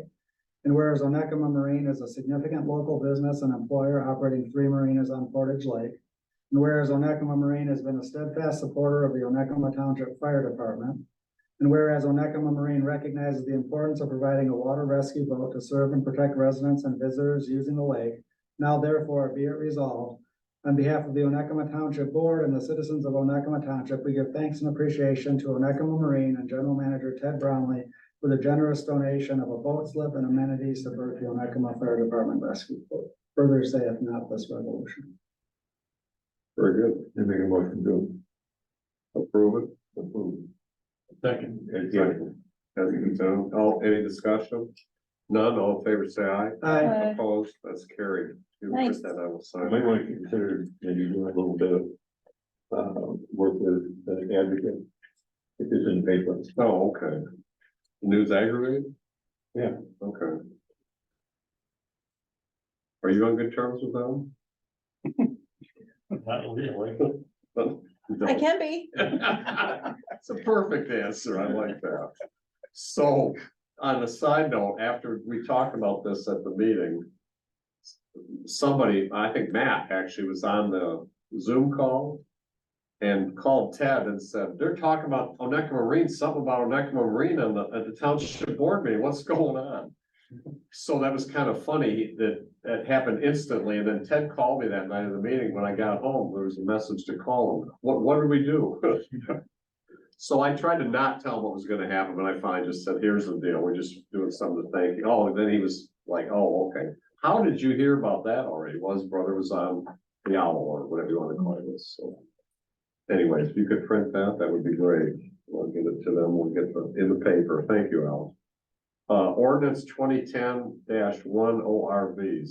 That's when I emailed you guys this afternoon. Yesterday afternoon? Yesterday. Afternoon. Yes. To look at. I don't know if we just have to tell them, yeah, looks good or what. I don't know. It was the counties. Right, that's the counties. Are they just looking for some input back from us? No, I think I so. sent the county along with the revisions that I want to make an knowledge. Okay, I gave you a copy of the county resolutions for comparison. Oh, No, the county doesn't have anything to do with it. I just pulled up the counties for comparison. oh, okay. So who's cause the county sent out one. That's the one I forwarded to all you guys too. the same thing I gave you, Oh, to the county resolution with the map. That would I go gave back. that, so why did they send it out to everybody? I gave it to you so that we could use it for a comparison for the changes that were proposed for us. Oh. Listen, Thanks. I got an email from Shelley Liness. Is that how you say it? Linese. Linese? With that on it. That said. I looks think good I to did me. too, Bob. Actually, So the county sent it out to everybody. Well, I know they're looking at it too, for revision wise. What was it proposed? Well, I don't know what the county had proposed. I didn't- So what's, see, I can't open it, but here's what it came what's the from. question? It came, yeah, what is the question? This is part of the agenda packet. It says Shelley Lynn's, Lynnes. It's Yeah. from Arcadia Township. Looks good to me. Bear Thank Lake you. Village. I'm sorry. Village, From where? Bear Lake Village. Oh, And I can't open it up because it says Manistee County ORV Road Allowance Manual Draft Review, and I go to open it and it says I am not. This is No, not, it's That's exactly safe. what I forwarded to you guys. Yeah. it's the same thing, I couldn't open it either. I can't open it. It says I'm not formatted enough to open it. So, Bob, are you Anyway. wanting to review the ORV ordinance? Is that? That's the, Our, you want to review that? our Okay. ORV ordinance. That's, You should have a copy of that in here. I don't get it. I'm Well, sorry, I did not put that in there. I thought well, let's do it next. that was. That's fine. We'll put it on for next month. That's fine. You would like to revisit that. Now I understand. Yeah, we're Revisit supposed it. to review it Every so many every years. year. We haven't. That was back in 2010 or something, we wrote that. Okay, For for the October. township to review next Yeah. month. Okay, So the one that I emailed you guys, you couldn't open From the, whoever you sent, whoever you got it from. Couldn't know, I couldn't open it. cause it was on a zip drive, probably. Well, there's a little sentence right after you read the tag that says, open here.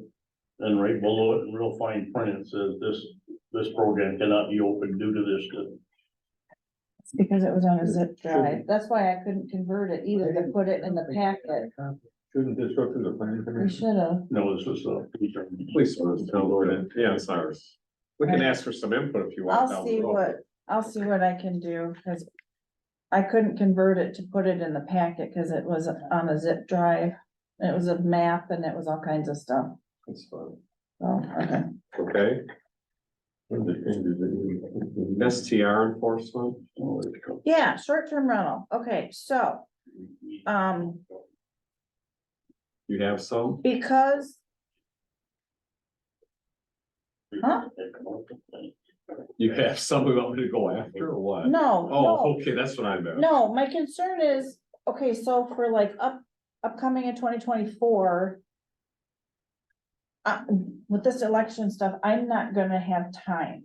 And it was very, very involved this year Let me ask, with can I the interject? enforcement. Okay, you can be out of the enforcement thing. Once we get past this point, do those people now, if they're in, they don't have to come in and redo the whole thing No, again. They no. will, that part will be a lot easier, correct? Unless And there's that no one. wasn't the cumbersome part. Okay, the enforcement part is you don't wanna deal with that at all, right? The enforcement part was difficult because. Tracking down the people that were unregistered, I mean, I'm gonna be blunt, we had a bazillion people that were violating. And we still have people that. Yeah. I sent out several registered letters and packets and no response. And so following up on all that, so we need somebody to do that stuff. Well, that's fine. We have a deputy supervisor, right? Yeah, he'll do it. No, Yeah, he can. okay, He has same. you know authority, what, yeah. he would give me the addresses. Well, and- no, well, I'll fix that. That's okay going forward. So can we find those people that didn't fill it out? What is I can't remember what the terminology said that they didn't do that. Is there a fine? Is there, Well, one, you have to be able to make contact with them, well, these people are not responding. correct? Okay, But what I'm saying is, I'm not gonna have time to do that next year, so we need to take and find somebody. do you have a list of who that is right now? This year, the people who did I that? can Just give me the list. come up with it. Okay. but- I'm just saying, You're not doing it, I get it. next year. Amber and I are gonna be maxed out next year. Okay, I mean, I brought up a couple times that we need to revisit the budget for your department in anticipation that it needs more people or more people hours.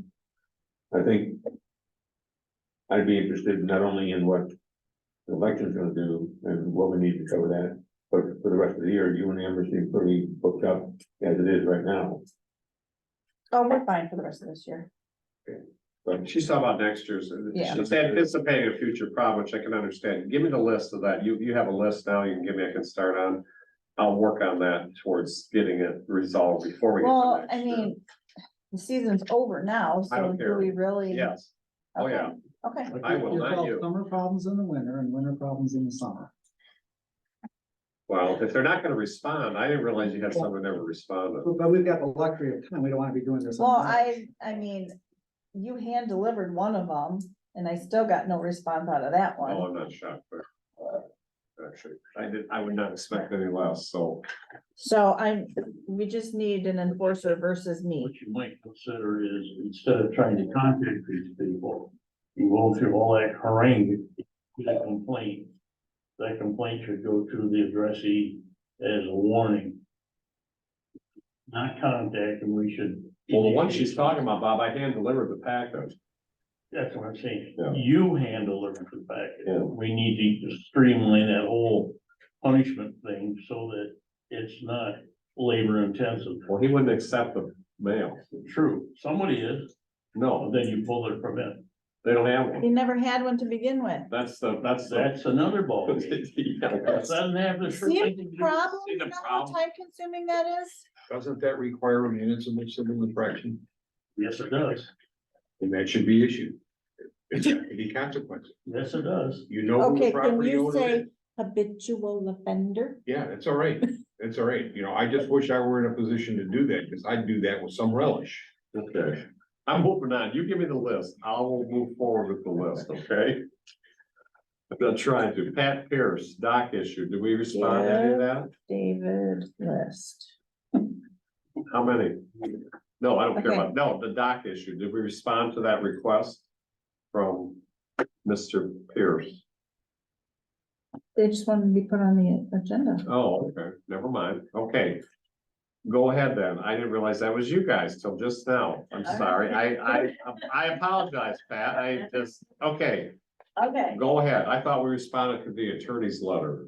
Did we not? Or is this something totally different? no, No, Go ahead. Okay. I'm misinterpreting it with something else. Go ahead. just let okay, her, I'm Pat Pierce and I live at 2680 Lakeview Road and we are adjacent to the Arborvitae Road End.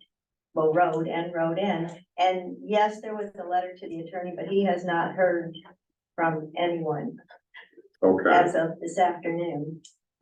So we want to know, there is a dock on the Arborvitae Road end that is over about 8 feet onto our property.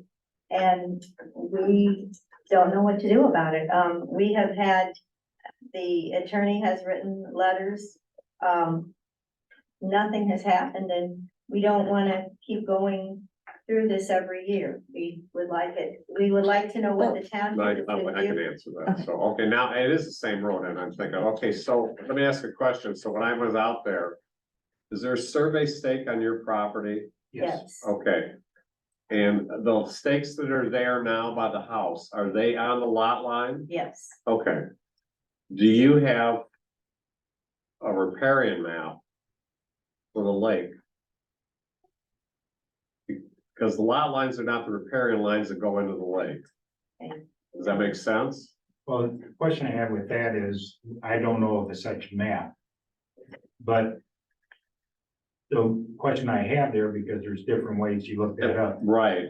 is that if you go down our property line in the lake where it is today, because our property goes to the edge of the water edge, is the way our property reads, is that there's still 65 feet out into the lake where it used to be, the beach. We have a pipe out there because of our artesian well, which is exposed. So if whatever angle you want to take in riparian rights, as long as that water moves outward towards the center, wouldn't our property line, based on where it used to be and stake used to be, at the edge of wherever the water edge is?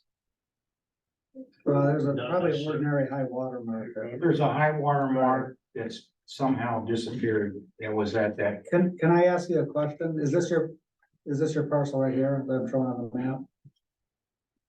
Is this our? Yeah. Yes. Okay, Yeah. so, So open that up so it's bigger out. I mean, so no, the other way, I'm sorry. More. More. So you can see the bay. so you said there's a dock out on this road end right Yeah, there? right. Correct. yes. Is that a township road end? Yes. Yes, it is. Permission to do it. And I they, have a totally different question, we'll deal with this. Yeah. Bernard, right? Yeah. Bernard, okay, so when I'm out there, so what I'm saying, if that makes that the other way, then go the other way. This way or the other? No, let me make them, there you go, thank you. So this is their property right here. Right here. So this, there's like, I had the map in my hands 20 years ago, the riparian map, because the oil company had to do it when they drilled the wells under here, the bottom holes are underneath Portage Lake.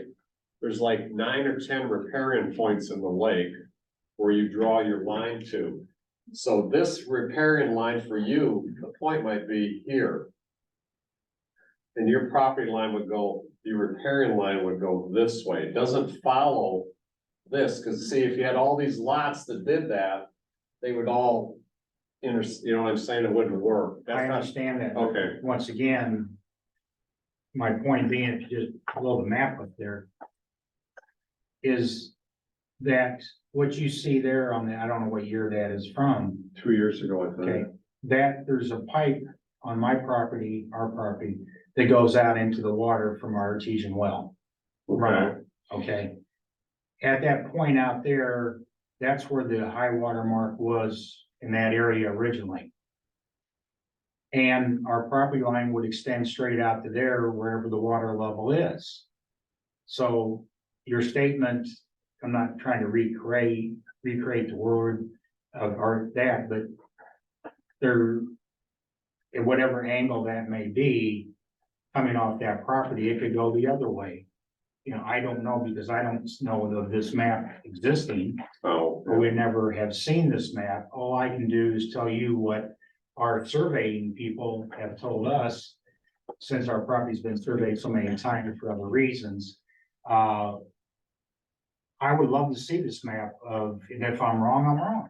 well, I'm not saying you're wrong, I know, if it was a perfect circle, the dots in the middle, right? Correct, and But it's called the pie then. But it's not, obviously. But they the have- reality is, Dave, nobody has a right prairie map, and people put these docks out roughly parallel to their shoreline, and if this dock was put out parallel to the shoreline, It is not parallel to it wouldn't be shoreline. encroaching on the property. It I can seems show like you an easy pictures. fix. It is already told zoning. Okay. That's the fast forward this. I turned it over to zoning right away and they're writing them, they're gonna tell me you can't do it anymore. You're too close. You have to be 10 foot away from the lot line to begin with. There's a 10-foot setback from the dock to the neighbor. So at some point, whatever that is, if you're telling me it's across and I agree. I was out there and if I follow your lot line, that line into there, that dock crosses over that line. Yes. Right. And that's what I told zoning, so. And that's, and like I say, you know, the repairing, you know, if we're wrong, we're wrong. I mean, that's. No, the repaired part, it's still, I think with them, it's too close. It can't be 10 foot from your Yeah, property. line, And so. the point being is, it's just, there's just not one violation with these folks. It's the 28-foot wide dock is out there versus the 4-foot dock. Did we say 4 foot? That's what your The ordinance. ordinance says 4 feet, the section 4B of the Oh, ordinance. the regular ordinance. I see what you mean. We It gave says these the guys. dock shall This is where we be gave. no them. more than 4 feet. You're reading off the regular zoning ordinance, correct? Yes. Yes, Wasn't that what we go by? yes. Okay, time out. The dock is not the people's across the street, No, it's the road end. the road The end. road end. Can I ask a stupid question? 'Cause I don't know. Well, I'd like to revisit it. I don't That's think fine. we should have any private docks that aren't open to the public on public road ends. It is open to the public. But nobody knows it is. I don't think we should, I mean, No, I'm just saying, but it is open. to the the public. community dock is one thing. That's, everybody knows that's open to the public, but on these other ones like that, I have a real problem with that. Which is fine, and the board passed it, don't. Well, I know, but so I'm looking for some context. Why would they have passed that? What was the context when that was asked for? I was in, Okay, I recall that very well. I was somewhat familiar with the community dock at the time. The parties came in and they requested that the board allow them to place a dock at the road end. That the agreement was that it would be open to the public. There would be, just like the community dock, the same circumstances, no overnight boat storage or anything else. And, But there is a boat there. I have brought that up 3 years ago, and that's not my job. I just dropped it, not wanting to stay in my wheelhouse, you know? But that's evident for that particular piece, but that was the agreement with the board. It was like a mooring dock, just exactly like the community dock. Nobody had a problem with it. that would be fine if it was like that, but if it's being used in a different fashion and it's not signed It is, and it has appropriately, been. and everybody thinks it's a private dock, then it's really not open to the public. Cause it looks proper. Right. I agree. Mhm. And is there another one that we have like that? Is there more than Those one? two, to me, are both community dock and that. That's the two that we have, okay. I think I'd like to revisit this at the next meeting, if we can put that on the agenda. That's fine. I The think. community Well, it's on dock this is in the agenda. ordinance. I know, but I haven't seen the agreement and I don't think we have enough information. I don't know Okay. if it's a year-to-year agreement, I actually don't even. And are they supposed to provide a certificate of insurance? Yes, they are. We do, yes, but we looked into that. We have one now from the other But I- company. Yeah, but are they insuring the community? Oh, Yes, they are the now. community dock, No, it's The other Bernards. one, The original company, no, but the other company, they yes, switched. through the other brother. And then isn't They both had Ah. insurance, with the community dock Oh, boat? okay, group okay, insurance okay. policies. it was, that was resolved. I agree with you, but I don't think you should have. I'd like to just revisit it. I mean, it's one thing if they're gonna provide a dock somewhere, the community dock, and they're not having a private boat moored there, but if they have a private think boat, you- on it, that's an issue. The boat's been there, yeah, the boat's been there all summer, correct? Would you like to see this? Mr. Pierce? If you could forward it, that'd be great. You can see it. 9/4 to wherever. Yeah, I would like to put that in our packet. This is their dock, which is 28 feet across. These are the two boats they have moored out there. They have a lift out there. You can't have, that's definitely permanent. A U, a T. But you, I mean, if you drive up, I'll go look at it. I didn't realize And that. it's That's- Yeah. with- Can We you are send upset that this to year me, because please? they've moved it over in front of our property. And That's- are there two galvanized stakes? Is that one been served with galvanized stakes on it? yes, there were. That's mine there.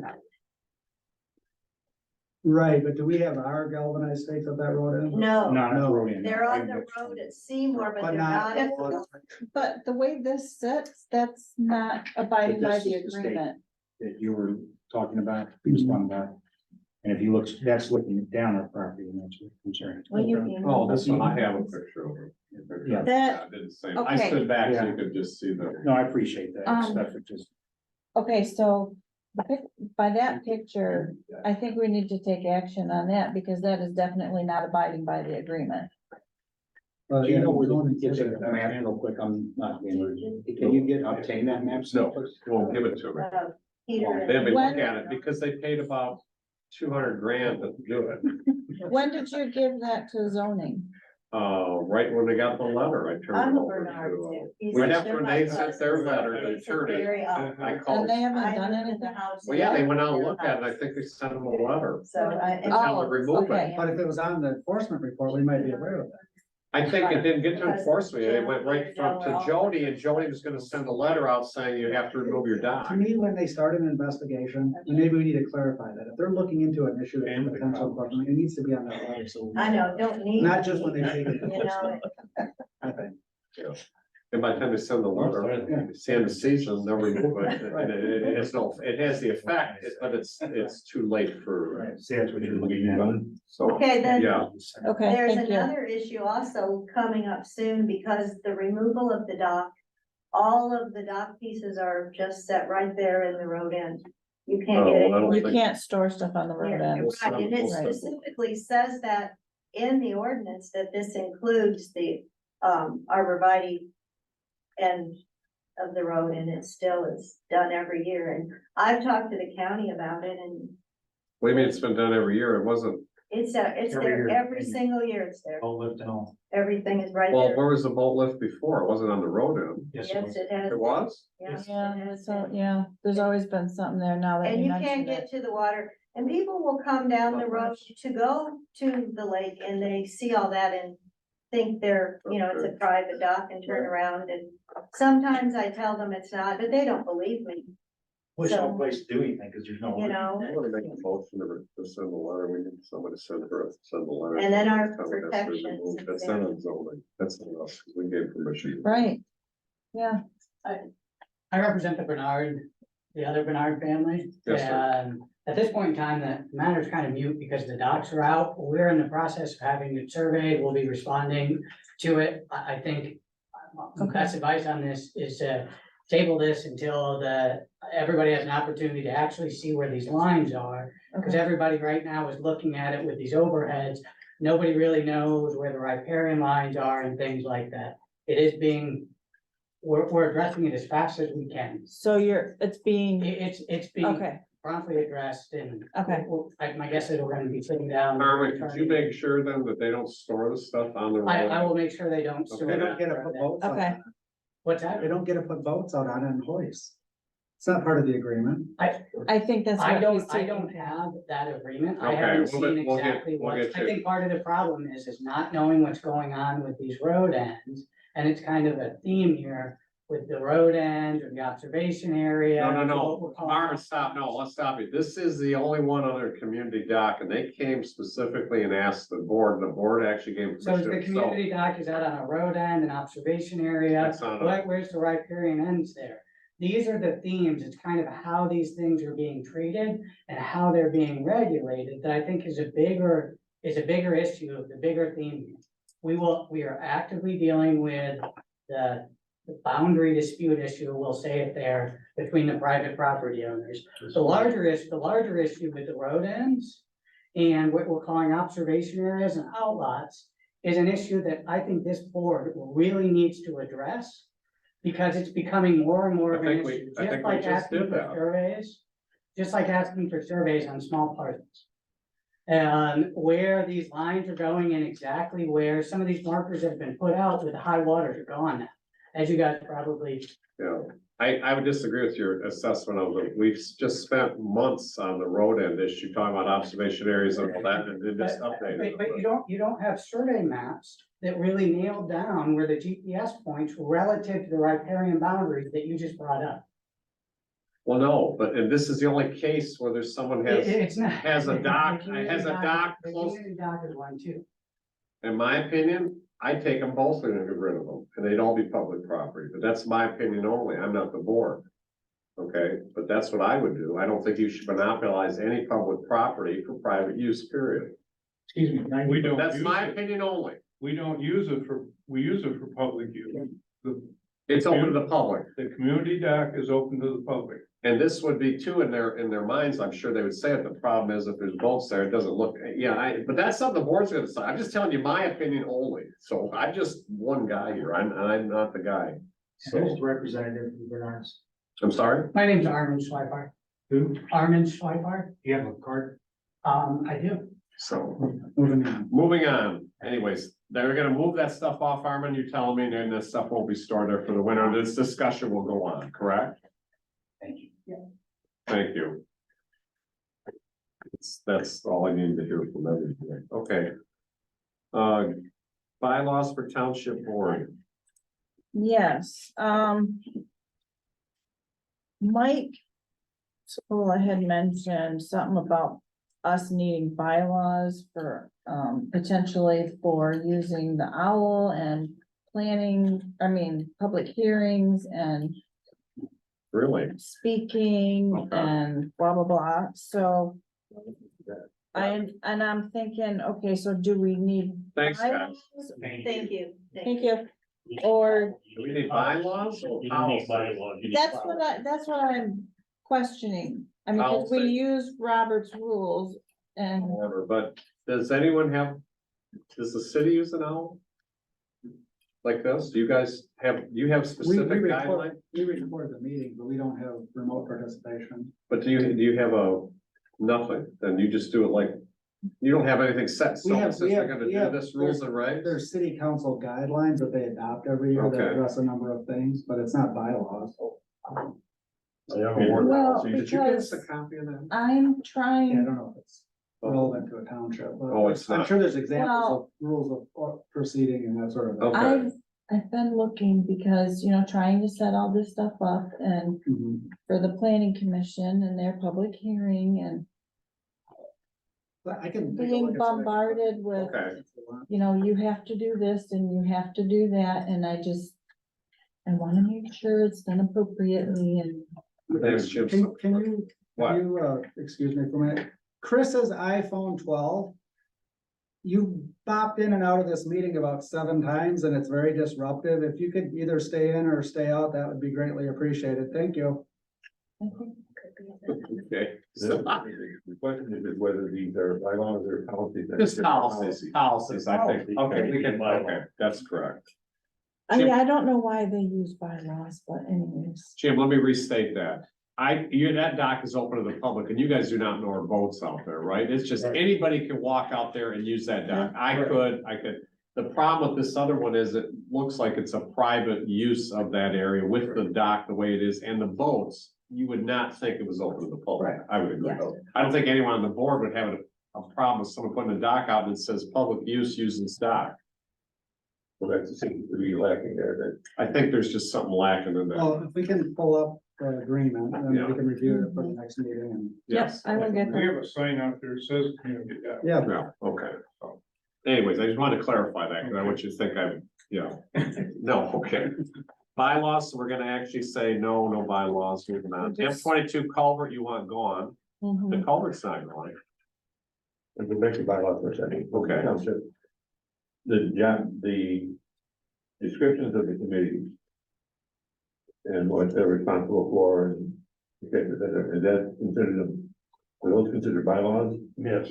So the committees have bylaws. yeah, every one of them does. We adopted them about a year and a half ago. Yeah, I just not had bylaws for a township board, I've never heard of that. I've not heard.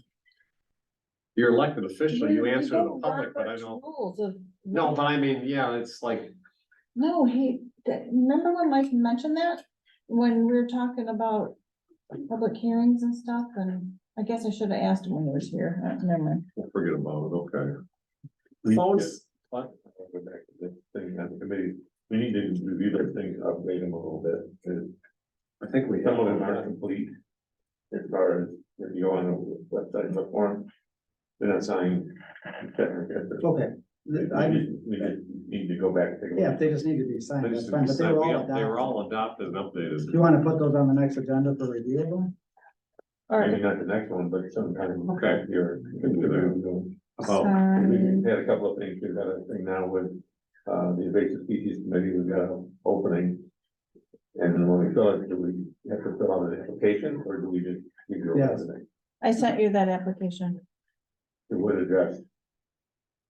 Cause I can't get into The township the one, township one. What's your problem with getting into the township one? so you didn't get the meeting packet. Okay, so I emailed you on your other email and said, anytime you wanna get together, I'll fix that I know. for you. So, I'm sorry, Shelley. You didn't get the packet then. No, I went on line and got the packet. Oh, okay. Oh, yeah. It's down to the very bottom of, you go through all those, Never mind, okay.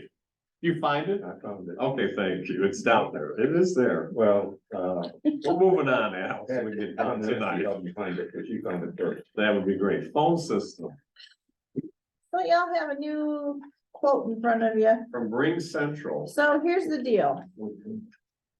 What is this? Here's the deal. I thought our phone is through, Our phone is something. oh, I know that, but So we've had the tech in here previously because people can't call in, we can't call out.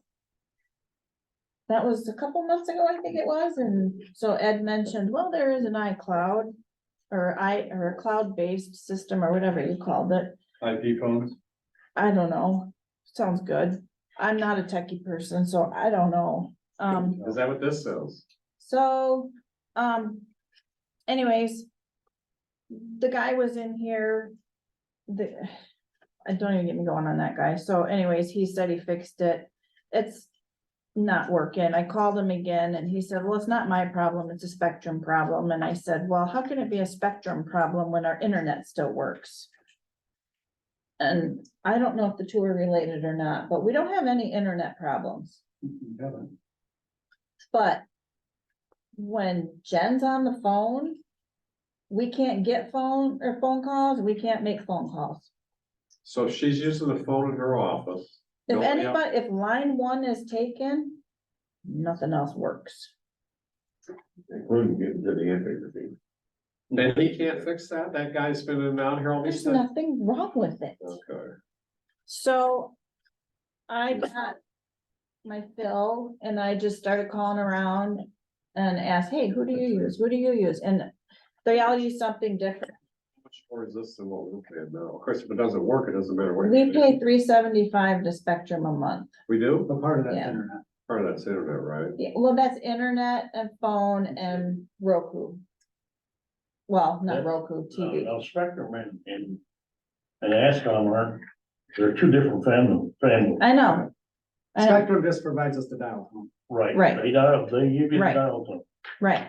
Ascom is the one that has. So if it doesn't, Right. I'm not, go ahead, someone make a motion. I mean. No, I don't know. Do you know enough about this to feel comfortable? I- So- Ed's You do. gonna have to, I just called this guy and said, I know nothing about this stuff, and he just told me, well, you can do this, blah, blah, blah. Sounds excellent to me. So there's a couple of things, there's configuration that you have to do on this, on the back end of the system. So there has to be a discussion amongst everybody who's using the phone system on how you want the phones handled. You gotta settle that first, because that'll determine how extensive the configuration is and how many, numbers you need to pay for to be able to do that. So that's one discussion point. And then you also have to buy, those phones aren't gonna work. You have to buy a new phone. They're anywhere between $200 and $300 per phone, but that's a one-time investment. Because they're different than what we're using. Yeah, they're IP phones. That system is way out of date. VoIP. That's what this Yeah. is. Or he said you can do it through your computer and with a headset or something. Yeah, you can. So Ring Central comes with an app that you can put on your cell phone, or it can be right on your desktop, and it'll ring, and if you have speakers and a microphone on your computer, you can just answer the phone right through your computer. You don't even need a I don't headset. think I do. Which, I use that at the city sometimes, but I also have a phone, so it's pretty full feature, it gives you access to a lot of stuff, so there's lots of different options that you can do with this, and, it also gives you the ability to forward calls, you can change your voicemail easily, it comes with, transcribed voicemail, so if you get a call and you're not here, because we're not here all the time, it'll email that voicemail to you, and if it's important, you can respond to it. Oh, immediately, like if it comes in. Oh, that would be So helpful. it brings it into the day's age, really. Okay, do we need 10? Why, how do we get the number 10? Because I counted the phones that we have here, plus the fire department, and it was like 8, and I said, just round it up to 10. But I included that one, you know, We need that one? We have to talk through all that to figure out Yeah. exactly what you need. yeah. The other thing, Shaw, that we might want to consider is there are third parties that will handle the configuration for a fee. Ring Central might do it, but they like to do it through third parties, and that has some advantages. But there's a little more expense. I don't think the configuration of this system would be very difficult, and we'd have to ask them exactly what kind of services they would provide. The first step in that, though, is figuring out internally what we want, and then we'll know. But I'm supportive of switching over to a system or similar system. Just the process, we gotta make sure is laid out, so it's not disruptive, but I think Yeah. it's needed. Okay, Well, and it's, you you can cut know, the, you're gonna cut the number way down because there's 3 phones over there. You know, there's 3 phones in my office. You don't need 3 phones. The Sure. assessor doesn't need one. The zoning administrator had one, and there's one in my house. This is what I'd say. That's one phone instead of 3, right? I think what Ed is saying, we ought to take a look at what is inclusive of this thing. Yeah, so the way you. well, and I mean, I don't know, I mean, all we do, the 3 of us, all we do is use the phone. Good. So the rest of the schematic-y stuff is whatever. We just, So I'm saying. we're do the you need operators that of phone it. here? I'm just, no, We we get use down with that. 5 phones. Well, we use that for Parks and Rec when people Oh, can't. you do? They have a phone. 2, They have one of your, 4, 5, 6. no, you got one in. Plus a fax line. Oh, the fax will go from your computer now, right? But we can. But we still need a fax machine for public when they walk in. Can Do you we? fax? That's for If me. you wanna continue to provide that service. We can get rid of that phone with, Can we not? You don't have to provide. You don't have to provide that service, we just do for people. How many times do you fax stuff anymore? You still doing all, or you The do? actual printer in there is on a separate thing. That's what, we used to have the same. We'd have- The fax So number. the point is, all this discussion needs to happen outside of a board meeting where we can Correct. figure out staff wise what we need to Okay. do, what we wanna do. So I think, I don't think there's a huge rush, but I think it's past time that we look at something. Right, like I that. agree. like Okay, maybe January-ish or something. that's fine. Okay, Okay. get us into Christmas. In a former life, I was a phone guy. For a company of 1,700 people. And, I don't think just because you don't have an assessor here all the time, you can say we don't need that phone. Just because you don't have a zoning administrator there, we don't need that phone. You have a workstation that's ready to be used, whether it be by the assessor or by somebody who's coming in to just do some contract work or something, and they're gonna need chances are they're gonna need a phone to do whatever task they've been assigned. Well, I agree with agree with you, except that the zoning person never is here to use, they can use my phone, Well, and so but can what the if- assessor. unless you're there using your phone, Yeah, I agree with Dave. and I That would Dave. not just, well, that's a first. I'm spending the money for this zoning phone. Also, I wouldn't discount the advantages of getting some sort of implementation. Because, I can remember a lot of the questions that would need to be asked to configure a system like this. But a lot of them I put on the shelf because I don't have to do that anymore. So you have a third party do it. It'd be worth doing it. We still need to decide internally. They can't tell us how we want to have our phone system and calls handled and call routing and where it's gonna ring and who picks up at, all that stuff we have to figure out. But then actually going into the back of the system and putting that in, we could do it because it's small, but it's gonna be much easier to have them do it and it's not gonna cost that much money because we're so little. Right, okay. So If it costs $1,000 or two, I'd be surprised. do we proceed ahead with having someone look into it? Do we wait until Was this the only April company you with talked to? budget? Was this the only company you talked to so far? Is there other companies to Yes. deal with? There is, Ring Central is the, You had is the most Microsoft stars. of IP phone So never systems. mind it, okay. And they bought all of Mitel's, cloud. So they're dealing with solutions. the, okay. They're like the 800-pound gorilla, and I mean, Mitel couldn't compete with them, that's why we basically gave up to them. That doesn't mean there aren't other ones out there, because there are, we could certainly look at some other ones, but this is a decent one, and we're I'm pretty happy surprised with it wasn't one that year to deal with. it. So Dave, if we want, we can, Put it off, Shelley and I can get together. Let's do so that. If you want to, we can table it or Okay. whatever. so maybe we act on it sometime in January. Well, we need to have some meetings and talk Right, about some I stuff, mean, but, yeah. okay, Okay, But I think it's a good idea, I support it. okay. Title work for the 5 parcels. We have it all back. yeah, I really didn't understand. We voted to get the title work done, but, okay, can someone please explain to me, what was all that about? Sure. You want me to? You can, because it's So- not, it's complicated. So I'm gonna try to put it up on the screen quickly and. These were road end houses? Not houses, road ends. Road end. Part of outlot.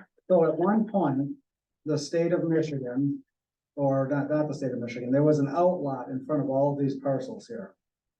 As on the other side, you can point out, right around the corner, it still exists. Right, come back. Here. No, right Yeah, there. right there. So there's an outlot there. Oh, okay. There was an outlot in front of all of those parcels. There you And go. the state of Michigan deeded that to a corporation. And they reserved the right of public access at 3 spots. And it's a total of 5 parcels. The problem is, on one of those parcels, all of them are owned by adjacent landowners except for one. And that party is deceased. So that particular tax parcel was going up for foreclosure. Somebody has been paying the taxes for the last 20 years. That property owner has been deceased for 20 years. Why that parcel never got settled as part of probate out of their estate, I don't know. But that was going up, and then there was another parcel where the property owner has paid the taxes in that past, but they did claim they didn't get the bill. Anyway, that was going up for foreclosure. But the point is, even though those parcels have changed hands, they're still open to the public. It's another road end issue.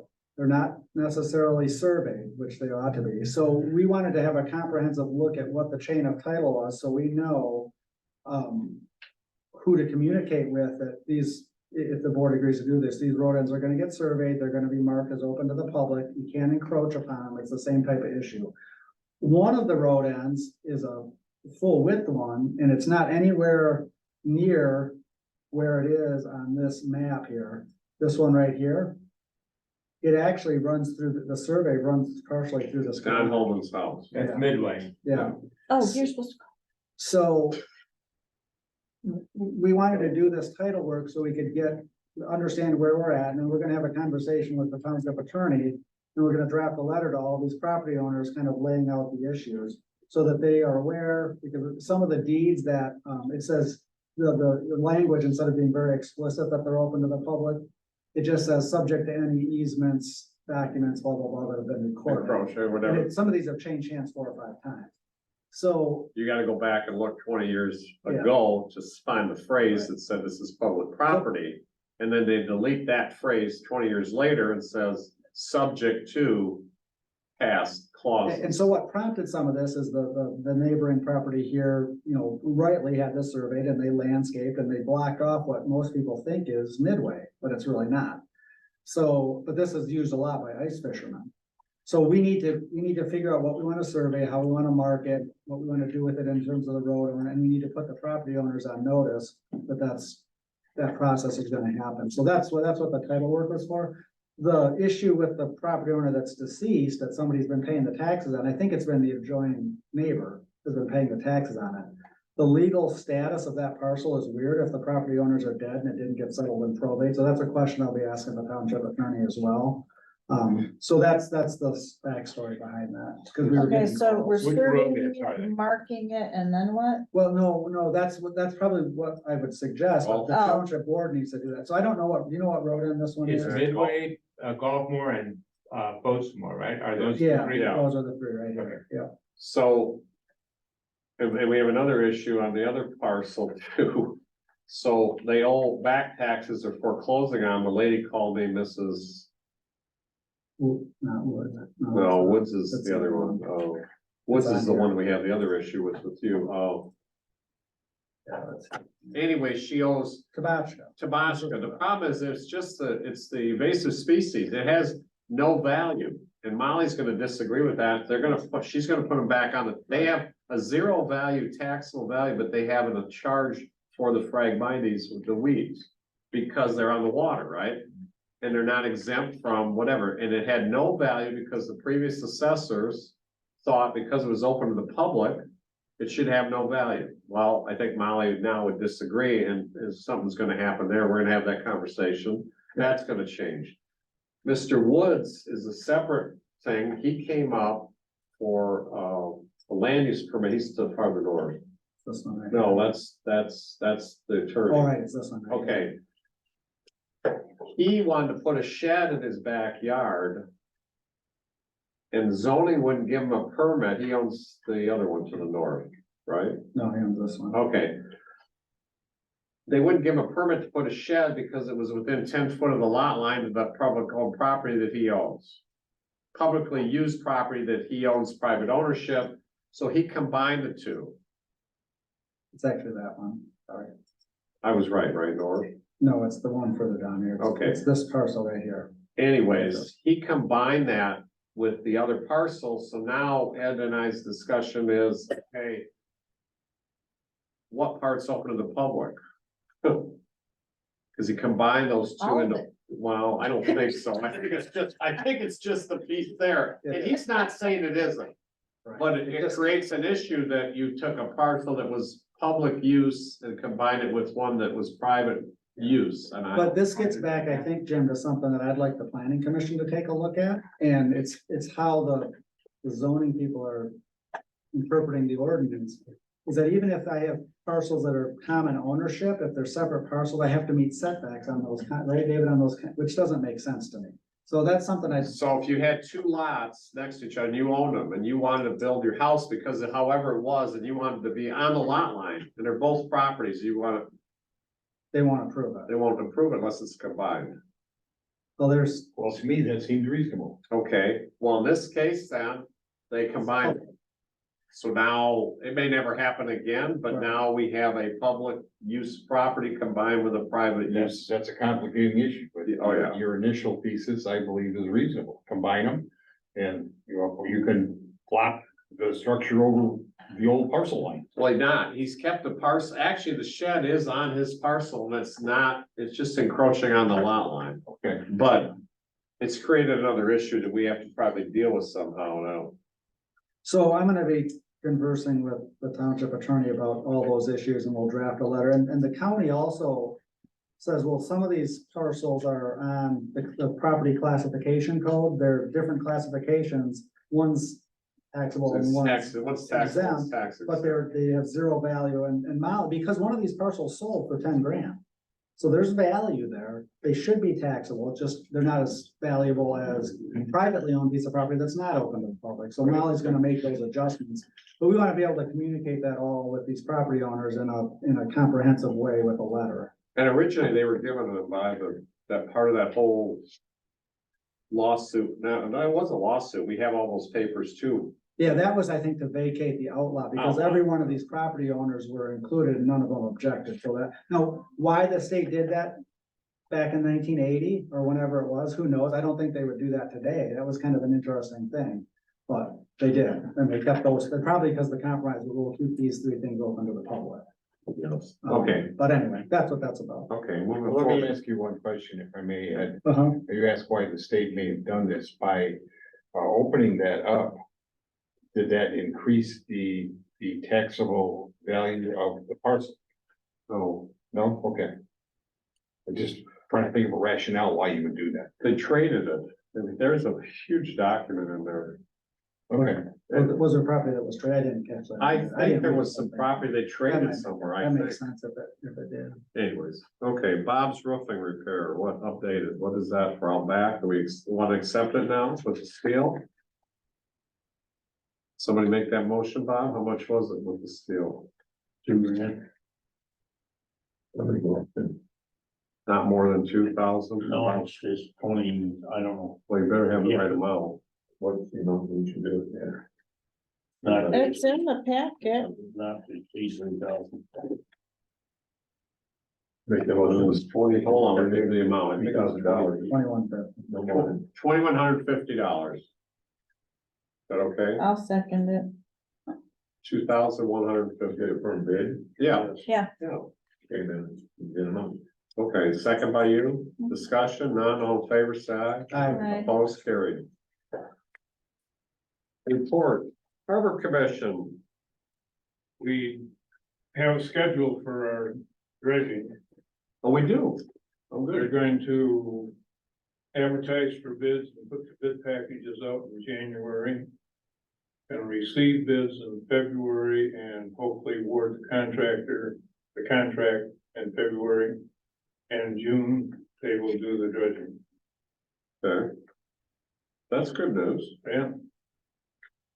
So, and I haven't got a confirmed opinion yet, but I keep telling them we want that stone put back in along the walkways. It's actually settling a little bit more. Right, Yeah, and Is they, a little bit. Oh, I keep mentioning it, they don't say they're not doing it, so. okay. And I was told that they would do it along with this bridge, so. Great, that'd be excellent. Thank you. Okay, anything else? No, that's it. That's great news. I've got a question for you. It's come up Yes, about the cigarette vote. yeah, I got that too. We're gonna discuss it tomorrow. I got a couple of phone calls about it and I said, I'll talk to the Harbor Commission, because I think that somebody who's venue with it and. I got an email, probably same one you got. It's actually Marine probably, but can we do, well, you're Well, discussing, right? I pulled the standards out, there's Michigan standards on it, that are actually requirements. They are not meeting the standards. And one other thing, if we sit down on the Campesebo boathouse benches with a decibel meter, and then I go up to my house, up on the hill, it's louder at my house than it is sitting at the lake. Really? I don't think that, but Scary stuff. Yeah, I could hear them all the way out to my house with windows closed. Mine too. And the decibel limit's supposed to be 75 decibels. I think it's There was nothing subtle about. Where is that it. boat moored at? Is it at the marine? It was only in that one day that I know of. Oh, no, that big boat's been in for weeks. I thought they were on Easy Street. I don't know. Well, that's where the boat was, the first brought this up, that was. the tenant. Yeah, I don't know who it is now, but. Yeah, no one's ever said to me who it is, so I have no idea who it is. Yeah, there's a limit within certain footage of the boat, and that's 90 Yeah. decibels. And then once you're outside that limit, it's 75. Well, I was told, and this could be totally wrong, that some of those boats, maybe they're newer ones, you can shunt them so that they're not above water exhaust. You can. That is correct. I've read exactly the same. So that makes it even more egregious in my view. If Yeah. he wants to go out in Lake Michigan and blast away, that's loud. I mean, I can even hear that at my house when they're in Lake Michigan, but it's not as bad as being on Portage Lake in the bowl. Well, they've got to be breaking the speed limit. Yeah, I'm sure they probably are. What is the, do you know what that 55. is? 55? Yeah. Probably are. With kayakers, I wouldn't. Not You got the weight limit, the speed limit, the noise. I mean, I can do that one. So who's the enforcement agency? We have a noise ordinance, they're definitely. Marine, it's gonna be Marine. Marine Patrol. Apparently. I think it's. But I mean, if they're, if you can sit out there with your decibel meter and it's noon and it's registering above our noise ordinance, isn't that a noise ordinance violation? Yes. If you can prove that it's coming from that source forward. Well, but the ordinance, the noise ordinance for boats comes from DNR. Okay, so that trumps our noise ordinance? Well, I don't know. I think our noise ordinance, uses, the standards set by the DNR, Okay. and therefore it would be. Someone, is there a valid. decibel meter on your phone? Yes, There well, is. no, you can get an amp. Oh, it's an app, okay. And I'm sure you go through that channel, once you go through that channel. And they got speed. They can, someone would be complaining. No, really I bad. will say, I haven't seen them, I have not seen them, and I've seen them go through the channel several times, and they're not leaving a big wave. They're not blasting through the channel, but I've watched them go, but once they get into the lake, then they're. Yeah. We were having dinner in Glenwood and sitting on the porch, and you could hear that boat. You had to raise your voice to talk to the person you were eating dinner with. Is this a regular boat or just, was it just here for vacation? Cigarette boat. It's one of those long. I know what cigarette boats are, but is it permanently here? Oh, no. I don't think It's been here for a couple, 3 years. I think. Well, there's one, I did see two of them, two separate boats being trailered in. Oh, yeah. We're gonna take it goes here. Probably just be too far to make them. Okay, thank you very much. Okay. Parks and Rec, Vic. Okay, remember last, No. we talked about the history committee plaques and, we felt like it was okay to go ahead, but the board wanted to include some additional, locations. Al thought it was the churches, but as I go through the packet, it was more than the churches. Our position is, we'd like to go forward with what was done on the Onekama 150, not saying we shouldn't do the other ones. But there's not gonna be a significant cost reduction in those plaques by making them smaller or anything like that. It's in the creative that's doing it, so we're about $500 a plaque. We'd like to just go forward with the original ones, assess what the public reaction to it is. If the public reaction is good, then maybe the board would want to consider adding the additionals as we get down the road. I think that sounds fair. Sounds fair, good idea. Do you need a motion, Vic, for that? No, well, I mean, I don't know whether we do or not. I don't think. I wouldn't think so. No, just do it. Where, as you all know, we had the summer employee position, she's done a presentation to us, and we're assessing that during the budgeting process. We'll come back to the board with our assessment of how it worked and what we should be doing going forward. Nothing really to report other than, we're gonna do some analysis and see whether the test is something we feel like we can come back to you and fight for going forward. On ARPA, we would like to go ahead and make two specific requests, one of them being $7,000 for the movable picnic benches. They would be 3 of them at North Point, one of them at Glen. In the original request, there was some stationary seats, which were very pretty, but if we do that, we're locked in. Our thought now is let's get some nice picnic tables and We can use them for the events, where we tend to have senior people there that need a place to sit. And so that would be something we'd like you to consider. And we'd also like you to consider, either through ARPA or the other budget to go ahead and get the rigid walkways for the south side of Langland like they have at Manistee. So that we've got truly ADA accessible, and then we'll move the Moby mats back to the north side. How much are those? I think it's 10, but I haven't got a bid. And I think 20 is safe, but I think it's probably closer. You want to order for next year, so you'd have to order by when? Well, I want to get the guy here to give us a formal Okay, bid. that's fine. I've showed him some pictures. There's one issue about the connection where the slope gets steep. And he said, look, we're in the manufacturing business. We can make a connection, but I'd like to get him out here. I just didn't want to do that without us talking about. what No, think we could that's- always put it on next year's. I don't know how much you got left in your budget to. We have a. Lots. We have. How much are the picnic tables? You said? 7. Okay, you gonna order those for the spring or order them now, or what are you gonna? Well, we need them for the spring. It's kind of like the fire rings that we did last month. I mean, we need them for next year. But we've got budget this year. I was thinking ARPA funds for these 2 additional ones, but again, that's your guys' call, whether it's ARPA funds or budget. I just like to go forward with those 2. Could you find out if they'd hold the price? But I don't want to order them now and store them. It'd be nice to just. Just ask them if they would accept, if they would bid, accept the bid now, and then ship in the fall, or ship in the spring. Ship in the spring. Are you gonna leave them out? You're gonna leave them out year round? What do they do in Manistee? I think they leave them out. No, they take them out. They do take them Yeah, out. they will, because they have to, they level the beaches and clean the beaches and all that. Oh, that's a new consideration. We take ours up in the Sunset House. Well, we do the Moby mats too, but. No, this is a fire range. No, he's talking about the.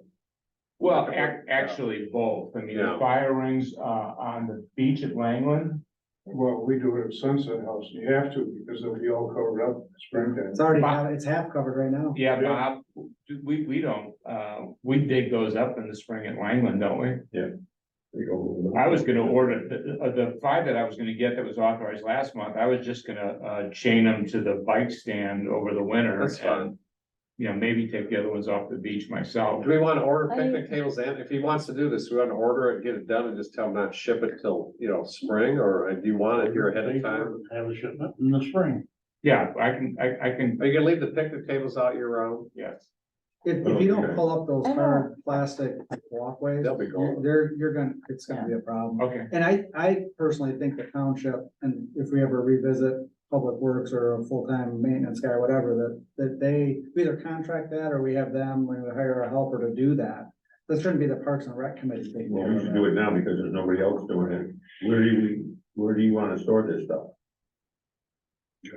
Well, storing it's a different, I'm saying it has to come up off the beach. You can't leave it on the Sure, beach. but over yeah, winter. I'm worried about where's it going when it comes off the Yeah, beach. if you leave it like stacked on its side there by the gazebo, it's likely to get vandalized. Right. Yeah. I'm talking about- Can we, instead of ARPA funds, what about the sale of the property funds for the 7,000? I mean, There's enough money in the regular budget, you don't have to. Yeah. well, but still, we designated the property sale funds for Parks and stuff. Yeah, Rec. you can.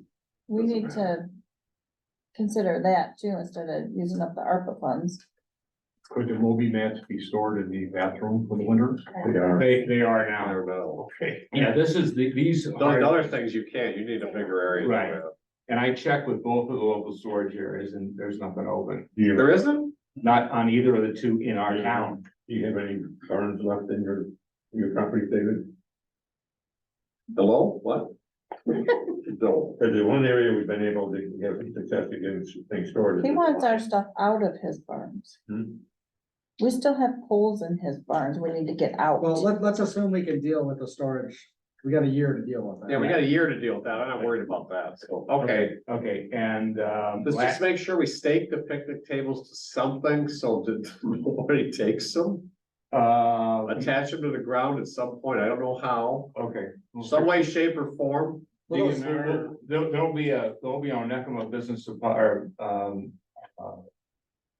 Buildings. A building, yeah, building supply bill for something that What you're bad. No, you know what I'm saying, Yeah, don't yeah. you? If there's $7,000 for three, No, that's for four, and that's $1,000 shipping. It's not gonna be $1,000 shipping. okay, but I'm saying they're nice picnic tables. Someone will attempt to, I think they're heavy enough that it's gonna be Oh, yeah. challenging. So this is the picnic table and we're getting how many of these? Three for, North Point, one for Glen. And then where you're getting.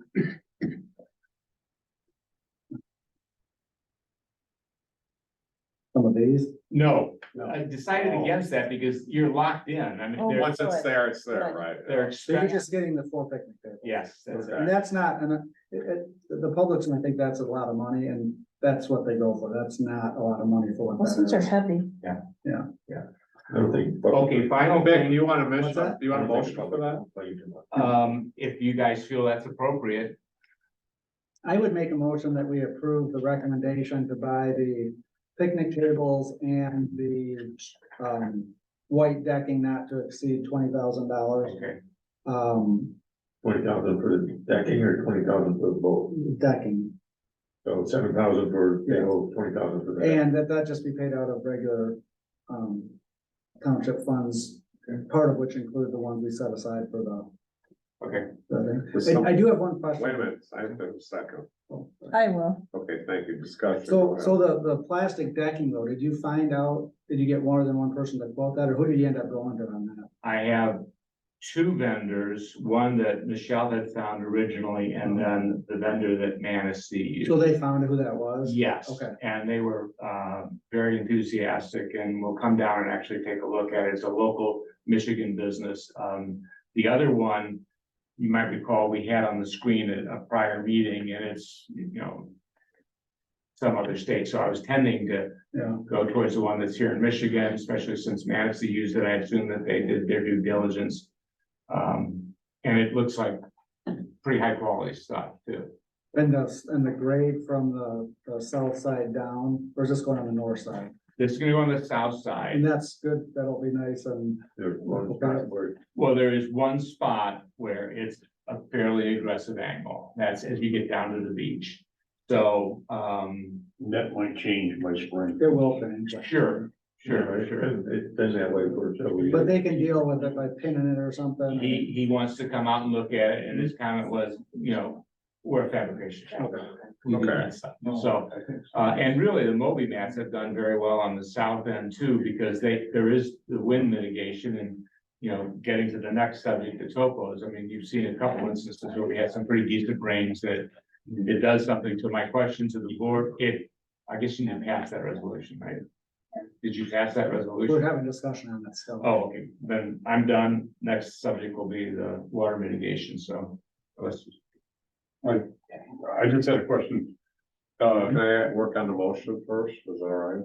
Or is it a question about what? It's a question about Go ahead. related to the motion. If you're buying more of these Moby mats, decking, ADA access things to the beach, are you ever gonna consider a power brush to keep those clean? We need something. Oh, that will be in our budget request for next year. I haven't seen it, but I heard Manistee has one. It's almost like a lawnmower thing, right? That has the brush on it, that does all the work, so. Yeah. Okay, yeah, How thick of sand will that go? It's like a buffer with wheels. I think they use it in Manistee. I wanna get down there and talk to the maintenance guy. Is this something they do daily? They do it, according to my wife, they do it daily. Cause she goes down there for Tai Chi. And they're always out there. Not me, okay. And this gets to the other question about, maintenance and so on and so forth. And so that's one of the things we're assessing in Gene's study is there's clearly two different roles. There's the whole role of all the events and all that. And then there's the maintenance side that Bob has mentioned in the past, maybe even a millage. I don't know that with our budget being, the township budget being the way it is versus other communities, that we could really ask for a millage to do the things we do right now, maintenance, supplies and all that. Maybe if you want to do something for land acquisition or construction, that's possible, but I think we just need to fund the maintenance position and Yes, we do. get out there and, I mean, there's paint that has to be done at the, south gazebos, there's just a lot of stuff. And if you go through the numbers and look at it, you take what you think is the capital value of what you got down there, multiplied by 3 or 4%, that's your annual maintenance fee. And those numbers come from the Forest Service, they come from a lot of different places, so it's, We need to take a different, in my opinion, different approach to maintenance and to deliver at a higher level kind of in the future for that stuff. And I think that the reporting from Jean will bear that out. I mean, we asked her to make sure, besides the things you do, give us the reporting that we can show the board that says, whether we have issues or we don't. So I'm looking at it and we'll present that to you guys. Okay. Part of the budgeting process. Okay, a motion before the board for those two items, the picnic tables and the, what do you actually call them? boardwalk. Boardwalk, no, not mowing. Decking. The beach Deck, I mean, what's the proper name for it? Beach man. Beach deck. Yeah. Whatever. Beach deck works for me. Okay, beach deck or beach decking, so, 20 plus 7,000, so a total of 27,000, is that how it is? Two different motions.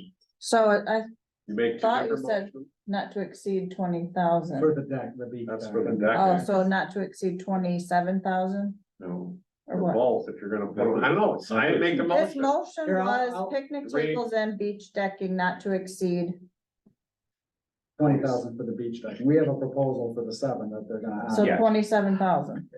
For both. But so, Okay. are you still, now you seconding that? Yeah. Still, okay. All, Al? Yes. Bob? Yes. Shelley? Yes. And Yes. David, yes, okay. Next question is, you all saw the topos, they came back as pretty much we expected, we've got 2 low points. The one low point, and the secondary low point, when it overflows, goes to the first low point, so. What should I be doing with Spicer? Do you want me to bring them back into a normal board meeting? We And need to ask them what they have other than digging pits, we already came up with that, because I'm right, you know what I mean? We need something else. So where are the low areas, Beck, right here? yeah, there's 2 low areas. Don't get me going. This is your, Reach straight in. right there is one, Right here? right at the boardwalk. Right here. Yes, Okay. 598.3. And then there was another 598.5 right there. So so it all comes down here, it pools, and then when it gets over this little hump, it all goes down there. So you've got a lot of natural flow there. And then this, once it gets up, goes all there. So, and you saw the pictures after one of those rains. I mean, when it's done going over, it shoots 60, 70 feet out into the beach. So, I mean, there clearly is a rainwater runoff problem. I don't know what the solution is. Brian from Spicer still likes the idea of a drain field, but I said, Brian, you heard the objections to that. And I don't want to be between you and the board. Come to the board and you guys hash it out. Right now, what's in play is we have the MCCF grant. That was a 90% grant of $10,750. And the grant was split into 2 components, 3,500 for the topos. We've done that, and 6,500 for a plan. Now, they're thinking about a plan might be these leach bins. And I know that you guys have some concerns with that. But my thought was, let's get them in and say, okay, if we go forward with $6,500, exactly what are you gonna do and what are you gonna give us? And if whatever their answer is satisfies you, then we go forward with the second half of the grant. If we don't, then we've got the topos, we know what the problem is, and the board needs to figure out if you want to do something. And just to be clear, when we had that the last major rain that caused damage, it came down, it washed down here, right? And it washed and it compromised the slab. Correct. That's what the damage, did it damage any of this? No. Oh, okay. So to me, the solution is to determine whether this part of this walkway is at risk from that high water erosion. If it is, can we armor it with stone so it doesn't become an issue and some kind of fabric? And then, to me, the issue is how do you deal with this down here? And you don't pour a concrete slab on a beach. You gotta figure something else out. The first thing we gotta figure out is securing the, concrete that's there now, because that's where the erosion took place. That's what's gonna continue, and that's what dictates what you can do. Well, I'm saying maybe there's a different solution besides the concrete there at this point. You mean, take out the concrete? Yeah, and do something else that doesn't require. Drill it and put sonic tubes in it. Yeah, so, yeah, exactly. Well, I mean, I think that, I don't want to speak for Al, but I think that was your concern. During high water, that was under, washed under, and we now have a lot of sand there, but Spicer will tell you, we can't tell you whether we actually pull out that sand, whether it's structurally sound or not. So, again, I don't know what the solution is. I just know that, we've got a grant to have them give us what they think the solution is. But I'm getting the sense that there's not a lot of confidence that we should be spending Well, MCCF money. if they come back and say, yeah, put these things in like we came up with 6 months ago. Well, we came up with it because they told us that a year ago. That was, Spicer told us How much that, did this topo thing cost? that was $3,500. Okay, so the results where we came up with in 45 minutes, the same results is what we did that day in the park. It's the same low spots, right? I know, I'm just saying, so The difference is you. now it's on a piece of paper instead of on an piece of paper. seal on it now that Yeah, I tells you get that. exactly what it is. If we're trying, I can't speak, I don't know what the construction of this, or how deep the piles are, what that is. If the issue is here, we gotta address Maybe that. change that. I think that's the issue, unless Okay. anybody disagrees. No, Based on these two rains, Right. that was the issue. You undercut at the bottom and you had to now step down. But the boardwalk itself is secure, we don't have any problem with the boardwalk. We didn't, based on the two rains this year, all it did was clean off the sand. We haven't seen it before, just the sand washes down there with several rains, and then when you get up. because here's what I think happens. We do put those big retention things. We've already talked about that. You still have to suck them out every year because they're gonna get full of sand. They're not gonna probably hold enough water if you have one of them. I mean, we already know a calculation. It was only for like, 3,500 gallons or Much. something like yeah, but in an inch of rain, it wasn't even, good my God, I don't think it was a quarter inch of rain for 2 hours or something, and they're gonna be overflowing anyway. If we go to Spicer, we're gonna get the same answer that we then get. Well, I don't know. Well, unless Well, we dictate to them a We don't different have that solution. Yeah, let me finish. Okay, go ahead. Because I think seeing where we see the problem start, but where we're worried about it is right down there. That's the solution we should seek from them and say, we don't have much confidence in, a holding tank. And don't come forward, let's take the holding tank off the table.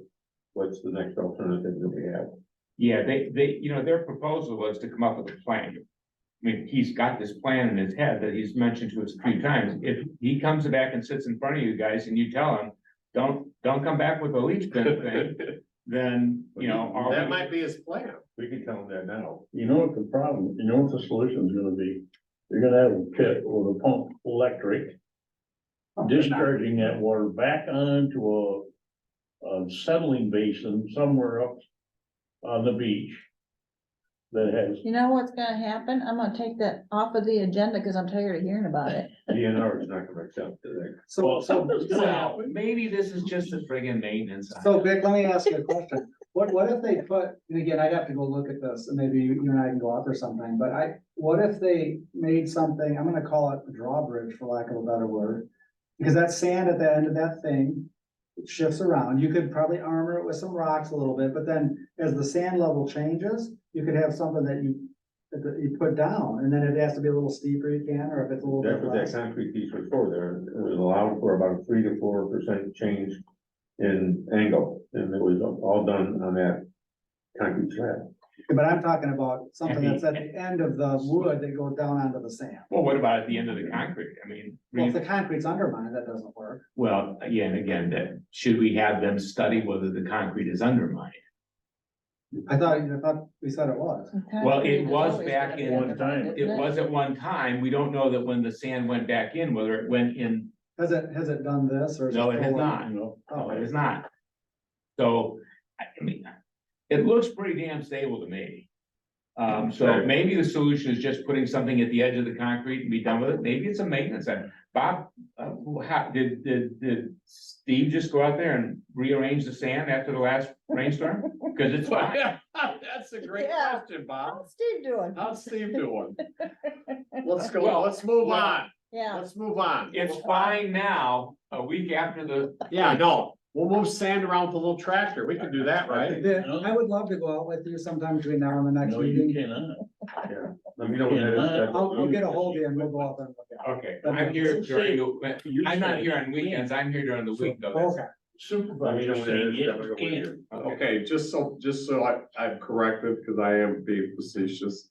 You cannot use a little tractor to go down there and move sand around next to There you that, go. okay? I'm sorry. I did we not could mean use that. our little Kubota thingy or whatever it is, side by I side, think, side by side. I think the only thing we can do at this point in time, is get a contracting firm in to do that type of maintenance. They got the storage, they got the tools, they got the manpower. Well, it depends what you. We don't have any, we only got a little bit of each one of those. So Okay, Ed and I will go out there sometime between now and next month and we'll talk about it. I'll tell Spicer we're tabled for the time being. okay. And could you send me an app? And then I'm tired. I gotta go to bed. Shelley, can you send me an app? We have a new Yes. member coming on board.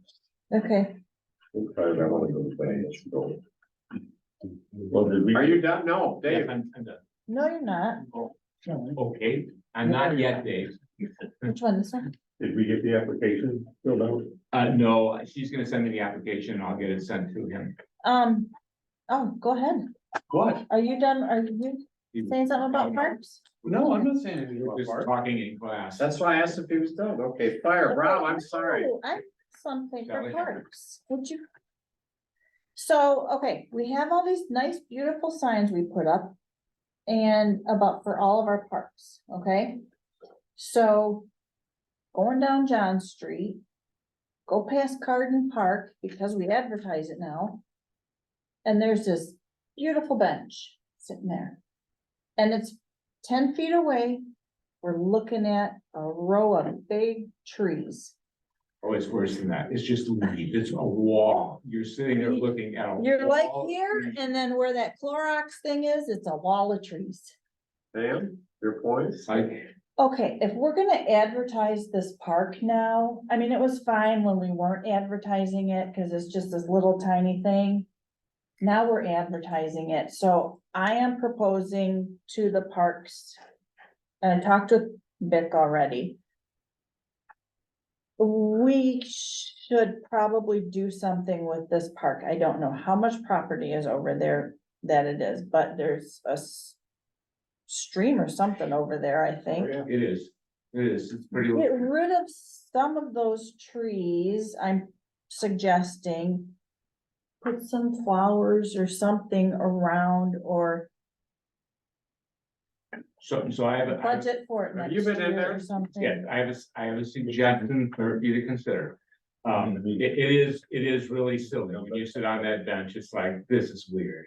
So why don't I get somebody like Rusty Van Rockland, who did some work for me and he was very inexpensive and did very, very competent work. To give us a proposal to go in and clean some of that crap out so that when you're sitting at the bench, you're looking at this gorgeous little creek that's right behind that wall. Oh, it's right behind the Right behind tree. the wall. It's right there. I'm telling you, it's a And- wall of trees. But at some point, those trees must not have been there, because I can't imagine putting a bench, I mean. Well, how big are they? I haven't even been there. There's full-grown trees. Like 50 foot tall? Well, Dave, you can't see the creek. You don't know there's a creek there. And the whole reason I think they made it a park is because. You're missing the whole, you're missing the whole ambiance of that place. If you sit in that bench, you got a wall right there, but off on your right-hand side, there's a waterfall. Can you see it? Yes. Well, I sure couldn't see it when I was Path there. that goes down to the waterfall, and they love sitting there and reading the doesn't book and know. hearing that going. Trickle, trickle, trickle, trickle. And we wanted to take So- some of that. Okay, so anyways, okay, Jack, And you only gotta bring Rusty over, see, maybe there's one or two trees can only be cut and you can save the ambiance that Bob has alluded to. And I'll enhance the ambiance. we should probably do something recognition wise for John. Manthe, because he takes care of that park. Oh. I didn't know that. Yes. He's the one that's gonna create the fuss. They're cut down the street. Well, that's our property. Well, we're not But gonna he take does- out a lot, we're That's just not gonna, how they view it. They view it as that's collectively their property. well. Well, then he can stop mowing it. We're not gonna recognize him then. No, I'm just joking. He has been taking care of it and Yes, mowing Been it, taking care so. of that for years. Bring Rusty over, make sure you go look at the waterfall now. Is it a 20-30 foot waterfall? How big is it? Stream, brook. Oh, brook, a babbling And- brook, okay. Do you wanna completely get rid of your dumpster out at Langland Yes, for until next season? yes. Okay, that's what I was hoping. Oh, yes, it's So, gotta yeah. go. My God, that'll be a mess Okay. otherwise. Thanks for answering that for me, Ben. Whatever you say.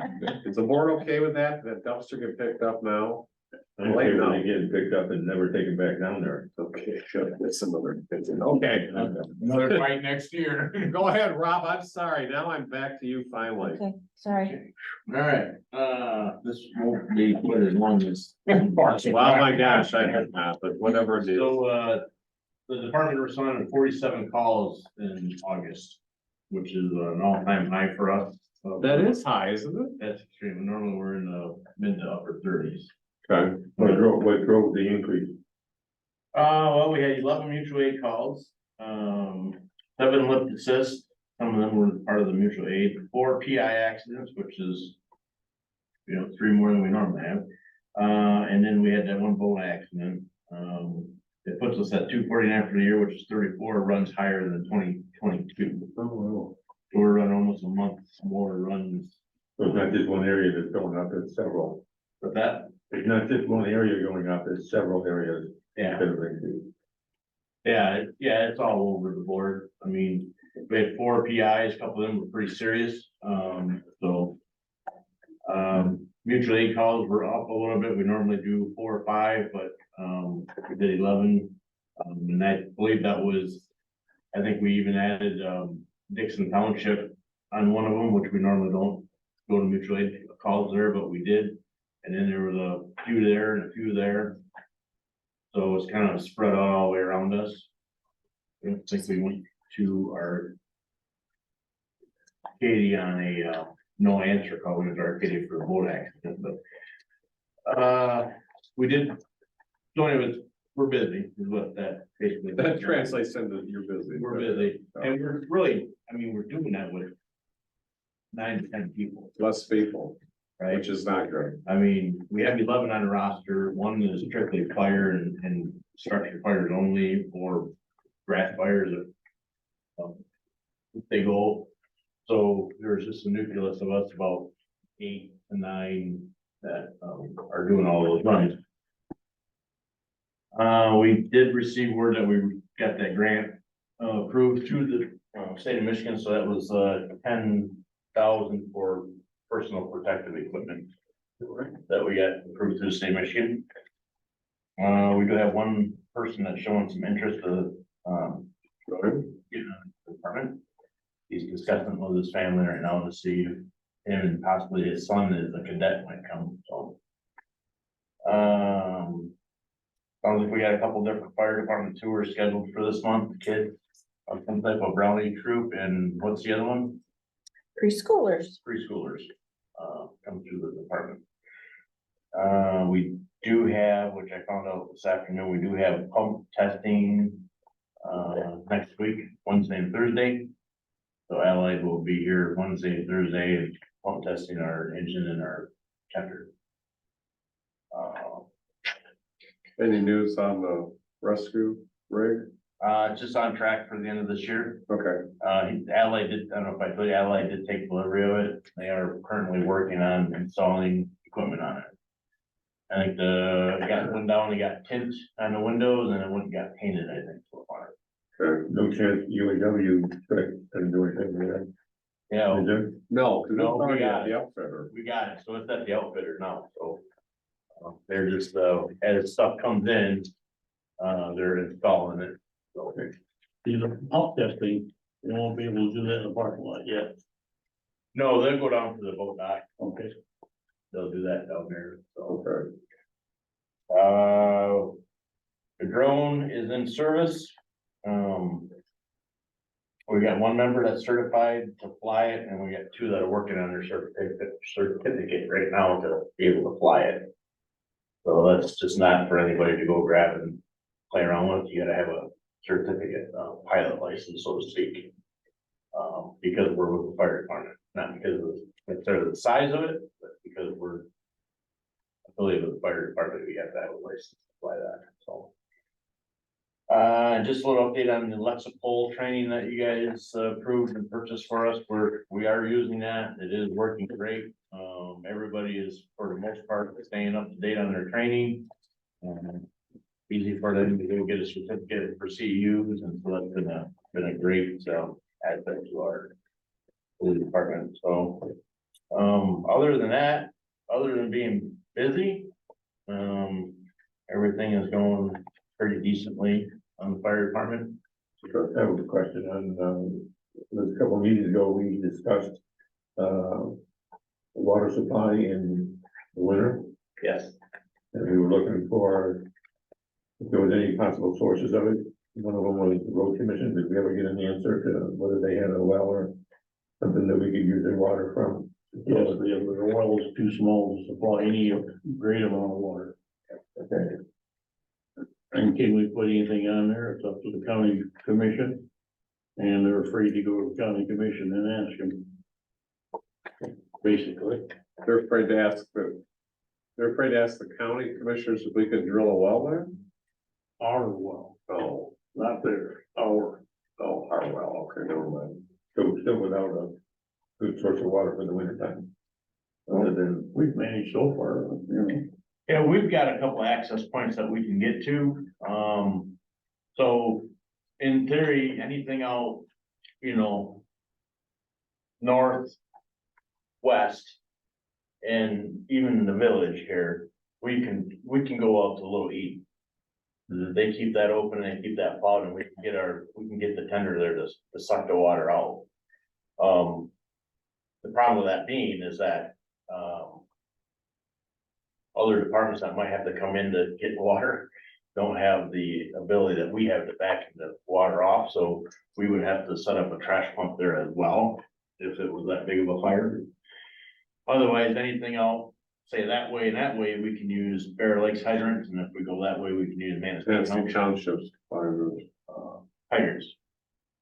In that case. okay, So it's not ideal, because you'd like to be self-supportive, but,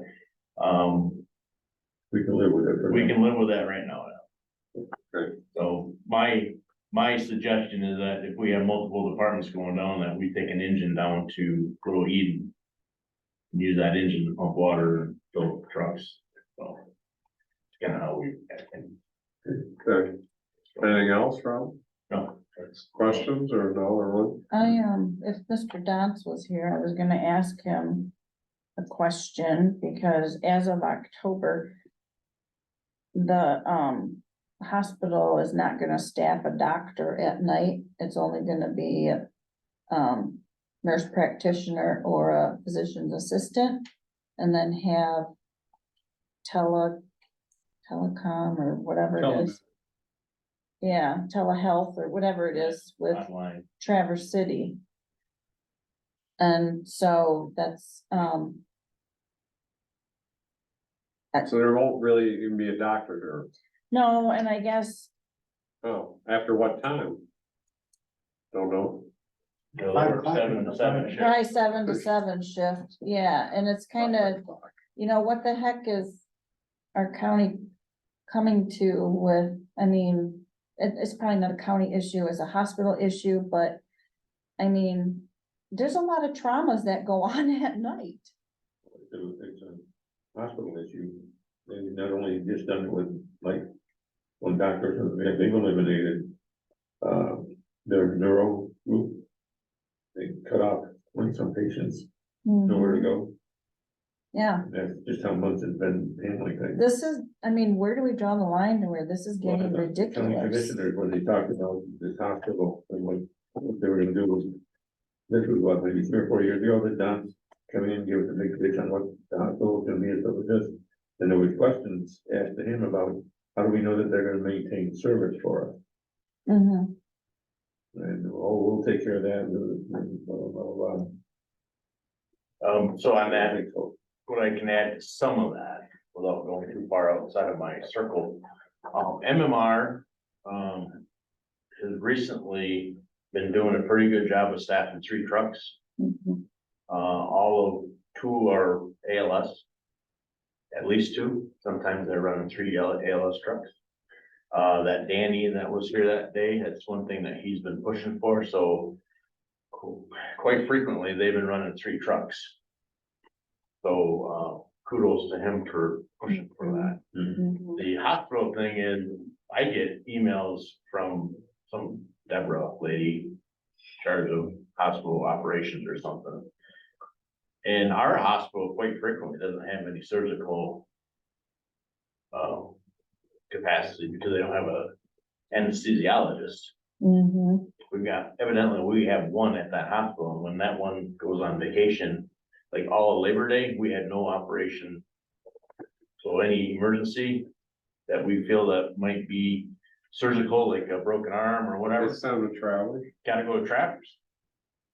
Yeah, that you got an email that one time or whatever said, notice that there will be no surgery scheduled until next Thursday. Yeah, Sorry really. for the inconvenience. Like 4 or 5 days, and took a vacation, which I don't understand, again, I don't wanna get too far out. What I don't understand is I know they're going for their level 2 trauma license. Well, I'm not doing a very good And- job. They can't do that with not having surgical ward available 24/7. Or no doctors at night. But yeah, Well, there's, how can they do that if they're not gonna have a doctor on duty at night? It can't be level 2 without it. can't do it. So something isn't jiving with what we're being told and what's happening.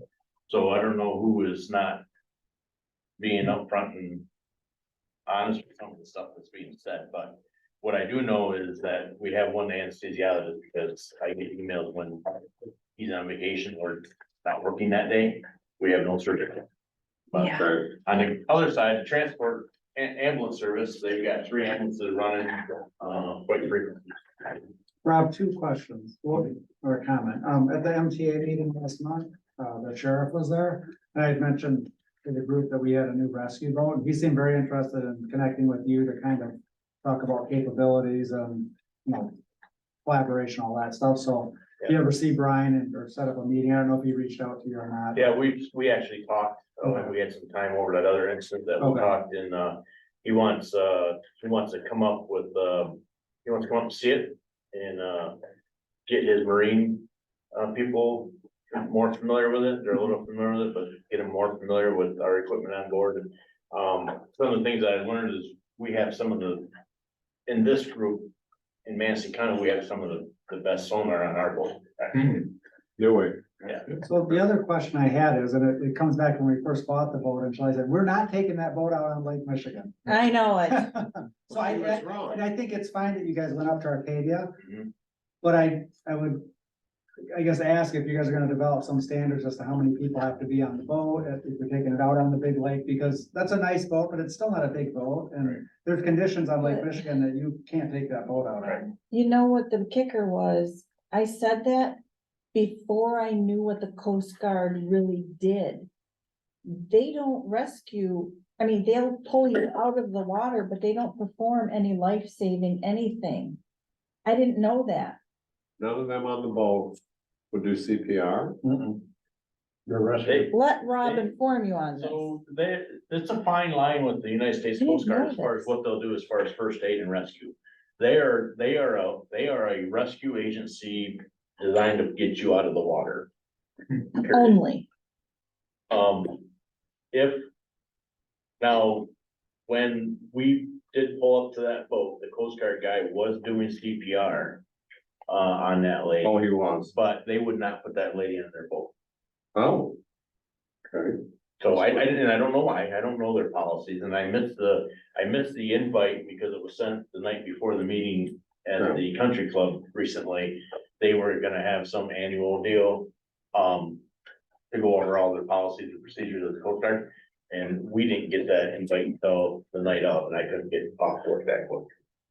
But they did do I see. CPR because my daughter's boyfriend was the one doing the CPR. Yeah, they did All CPR. the way back to Arcadia. Yeah, they did, so Right. they, Airport. so they Right. did jump on reluctantly, they jumped on the DNR boat because it broke their crew up and they're not supposed to break their crew up.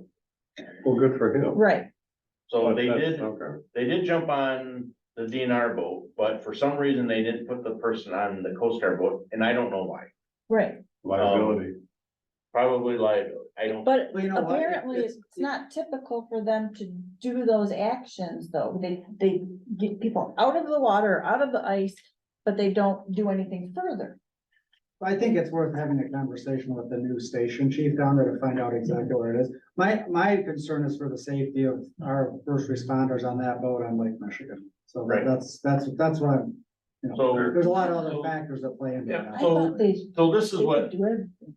So this is what I throw to you, maybe to give you a peace of mind, for our thought processes and stuff like that. When I talked to Central Dispatch, I asked her the weather conditions on Lake Michigan at the time, if you could get me a wave height. I knew it was common portage, but we all know that that lake can be different. And she said that they were 0 to 1 foot. I said, okay, that's good for us. Visibility was as far as you could see. So we take steps in determining what the weather condition, if we can't get a good weather report and we start going out and it's too rough, we turn around and come back. And that's in the verbiage that I wrote to Central Dispatch, that any time Onekama's crew can cancel or report any mission due to weather. So we are training frequently on the use of the boat, the electronics, being able to navigate in dark, whatever. And so I guess you have to trust that we'll make good judgments for the township. And it's no different than me getting up at 2:30 in the middle of the night in a night storm and me jumping in an $850,000 fire truck and going to an accident on ice covered road. We trust each other that we can do that safely. And so but your point is well taken, and we have deep discussions about it because there's people on the department that are more comfortable in waves than others. And so you can only go to your weakest member that day. If that guy that you or gal that you have on that boat gets seasick in 1 foot waves, then you can't go. Then you can't go because we're not gonna put anybody through that. So we. But I mean, I don't know, are you guys thinking about doing a policy that says we're not gonna go out on Lake Michigan unless we have at least 3 people? Cause if you're trying to do a rescue and you've only got 2, that's almost impossible. Right. If you're the only ones there. So we have in our policy already, we have crew, and we did drop it down to 2 until we can get more people Trained. Okay. And then we'll see, and it is different activity. Fire, we need 3, search and rescue 2, because you're just searching and rescuing. And we're not going into water, so you're gonna have both people on board at all times anyways. But we do have a ladder that we can drop down and the person can come up, whatever, but, and then, yeah, boat fires and rescue, that's really it. So we do have a policy out there, and I was Okay. thinking today, if we ever really submitted that to be entered into the big book here, but, so we do have some policies in check. And we're not, so just so we know and clear, Onekama was not automatically called to that because it was a boating accident, because it is in Lake Michigan, and the way I wrote up my letter to Central is that we do not respond to Lake Michigan incidents unless it is a mutual aid request. So don't be telling us to go to, Manistee because there's a boating accident, or Frankfurt because there's a boating accident, or even Arcadia. That was simple enough that they asked for us to go and assist on that. So I called Central and said, hey, we're ready if needed, and they said Arcadia is just talking about getting you guys going right now. If you can start going, go, I'll tone you out. Well, and it was dispatched as Arcadia off of the end of Lucan's Road, which is our district. Yeah. So, and it was, and quite honestly, I really hope they have a debriefing on that, because I will bring up the communication barriers, that without getting into detail on everybody, but there was some real communication barriers that didn't allow us to get to the CPR victim as quick as we should have been able to. I would encourage you Yeah. to push for that. meeting. That was I have bad. talked to the sheriff and I have talked to the DNR that we need to have a debriefing on that because there was some real communication barriers. Not that it would have changed the outcome. The outcome probably would have still stayed. But it was just the care that people could have maybe received a little bit quicker. And again, probably would not have changed that. outcome, Yeah. But yeah, I'm pushing for that. Okay, thanks, Rob. Yep. Planning commission. Well, did you guys talk about that or did you? Oh, no, that's mutual aid. I'm sorry, I have it right in front of me. Yes, no, I maybe. have, well, we have to, yeah, It's not on this month's agenda. Does it have to be signed today? I just added it. That's right. That's the same. My mutual- question general is- Mutual agreement we've been doing for years, isn't it? Yeah. Well, it actually- kind of, but it changed What changed? because the city's not on here, and I was gonna ask you, so if the city has to come out here, are they gonna bill us? If we don't have mutual aid. It's possible, but probably not likely. I'd have to talk to our fire chief down there, I don't know. Did we have a mutual aid with the city before? The city of Manistee on behalf of the Manistee City Fire Department. Where? That's the second one, addendum A12. It's on there. The way I read it. Oh, right down, way down there, okay, never mind, we're good. the way I did read not see it. No, I just got it today. Been doing for Well, everybody else had a copy, I didn't have. Oh, I'm sorry. That's okay. Yeah, It's a you thing again. It's probably. in It, the- No, well, I don't know, it was there. I I just- probably hiding. no, I handed him the, He handed me this. maybe I have your copy, Ed. That's, So are you recommending we sign this? yes, Yeah, Okay, absolutely, because we do get it in return. It's just a renewal. so can I ask a question? So we have we get paid by Brown Township, right, to kind of cover them? oh, partial. Right. Portion. Arson. Do they have their own fire department? No, No, not at all. Not at all. there's So three are departments. we experiencing any other neighboring communities where we're responding a disproportionate amount of time because their people aren't coming in? Yes, Fairway. Should we not be charging them for that service then at some point?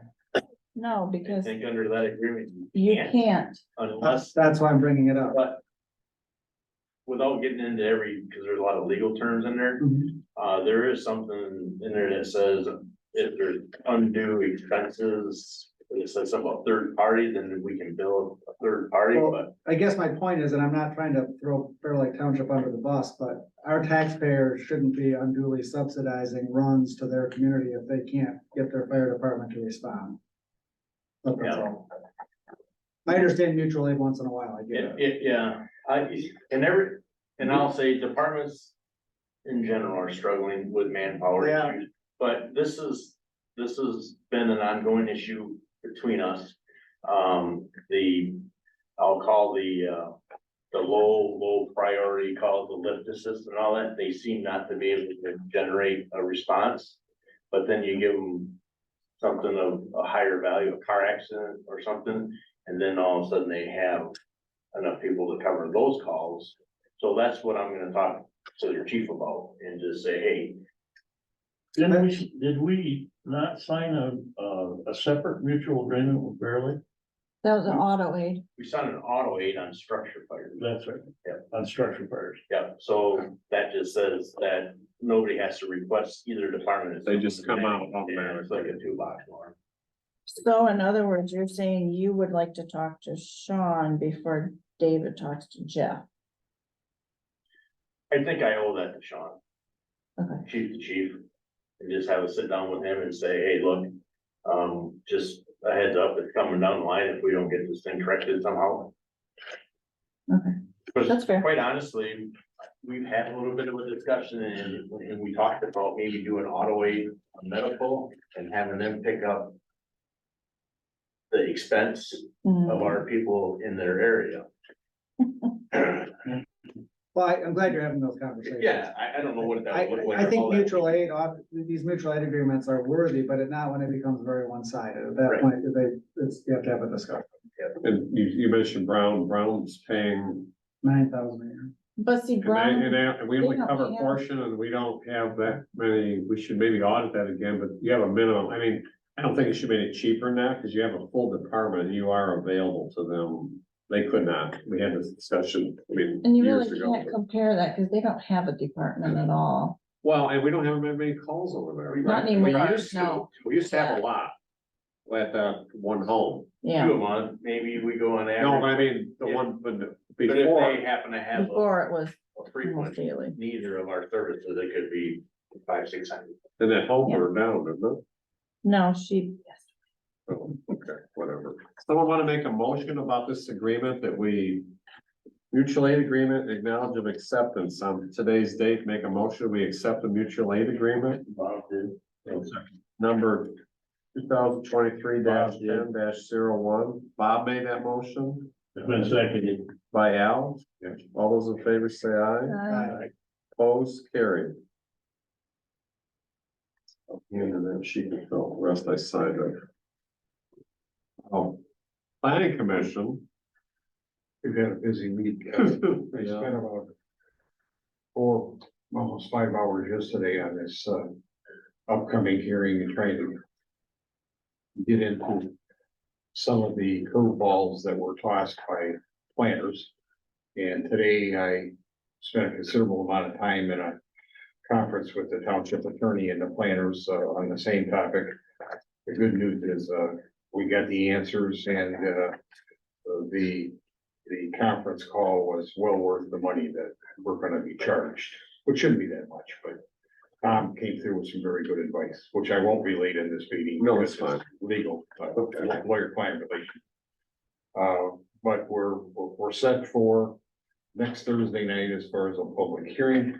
We have 3 proposed amendments. I don't know what the other members of the commission are gonna do. Its chair, looking at the whole situation, it wouldn't surprise me if some portion of those amendments were tabled for further study, because there are some complicated issues and we have to make sure that, parcel lines are correct and that they all are congruent with the SUP and some other things.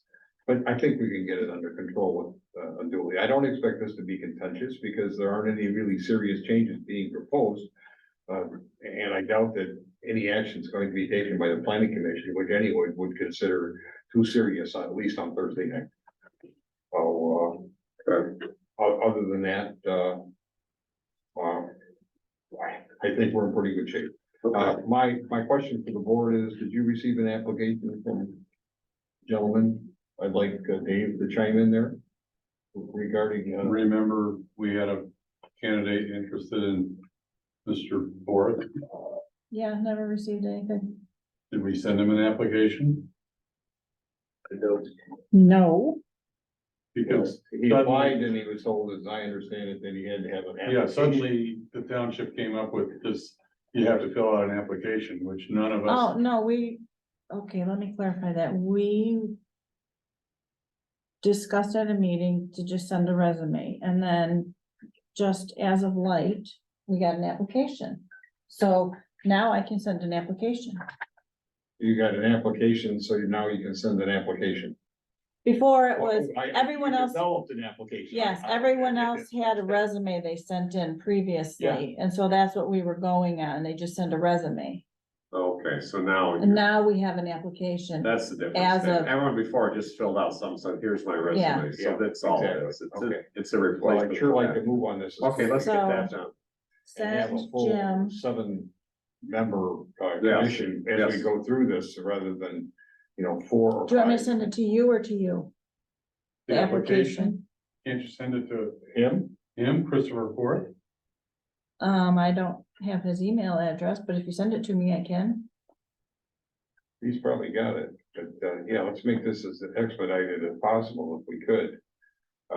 He I got his phone number. he could probably teach the course without any trouble at all, so we've got the experience there. Bringing him in would be a great benefit to us, in my opinion. And if you want his phone number, Chris, I'm skill set. His skill set, which is gonna be helpful to us. Oh, yeah. I've got his email address. Okay. Provide the link. It's Christopher, and that's PHER, and CHRIP CHRISTOPHER STOPHER. F. For fourth. 515. At yahoo.com. Okay, I want to emphasize that, yesterday's work was valuable, but today's was very good expenditure of time, a little frustrating at time, but with Tom's help, we managed to get a proper legal read on what we can, can't, should do. And I feel much better after that. I hadn't talked to Tom in a long time, and it was well worth the conversation. Okay. As far as the, that's about all I have, Dave. Well, next. The day before our meeting, so on the 20th, Vic and I are going up to Traverse City to meet with the GIS expert from Beckett and Rader to sort of walking through all the revisions we have on page 36.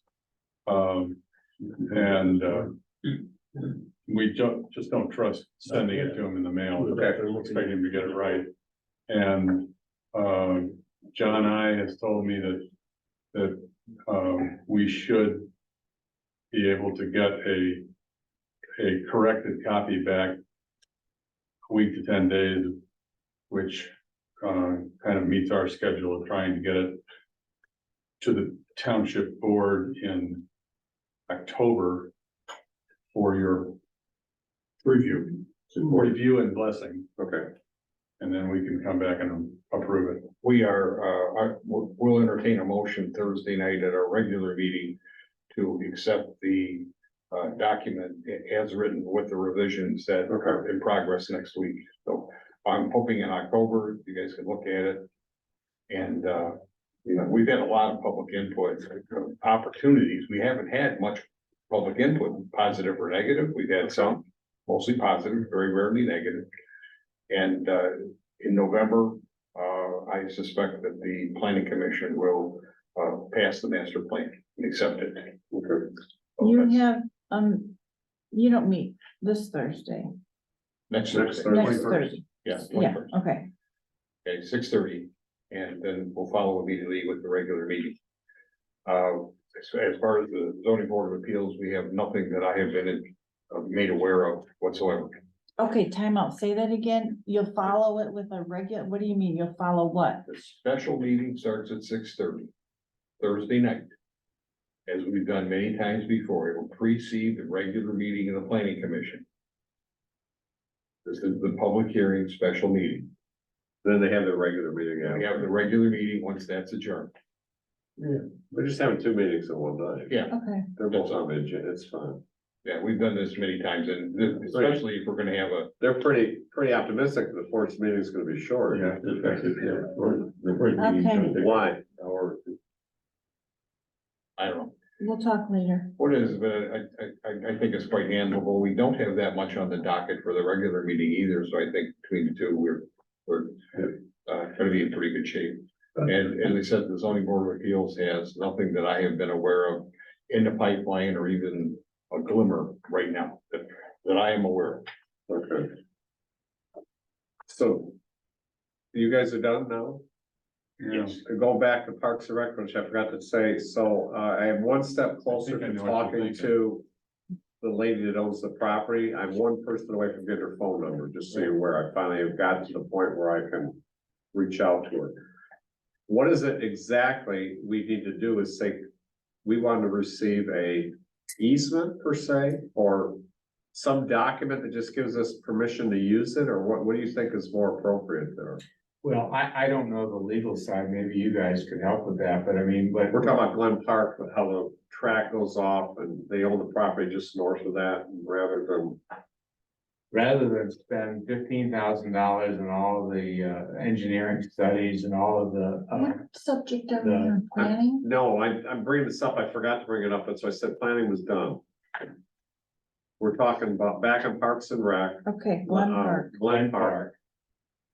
There's constant interest in building a bridge.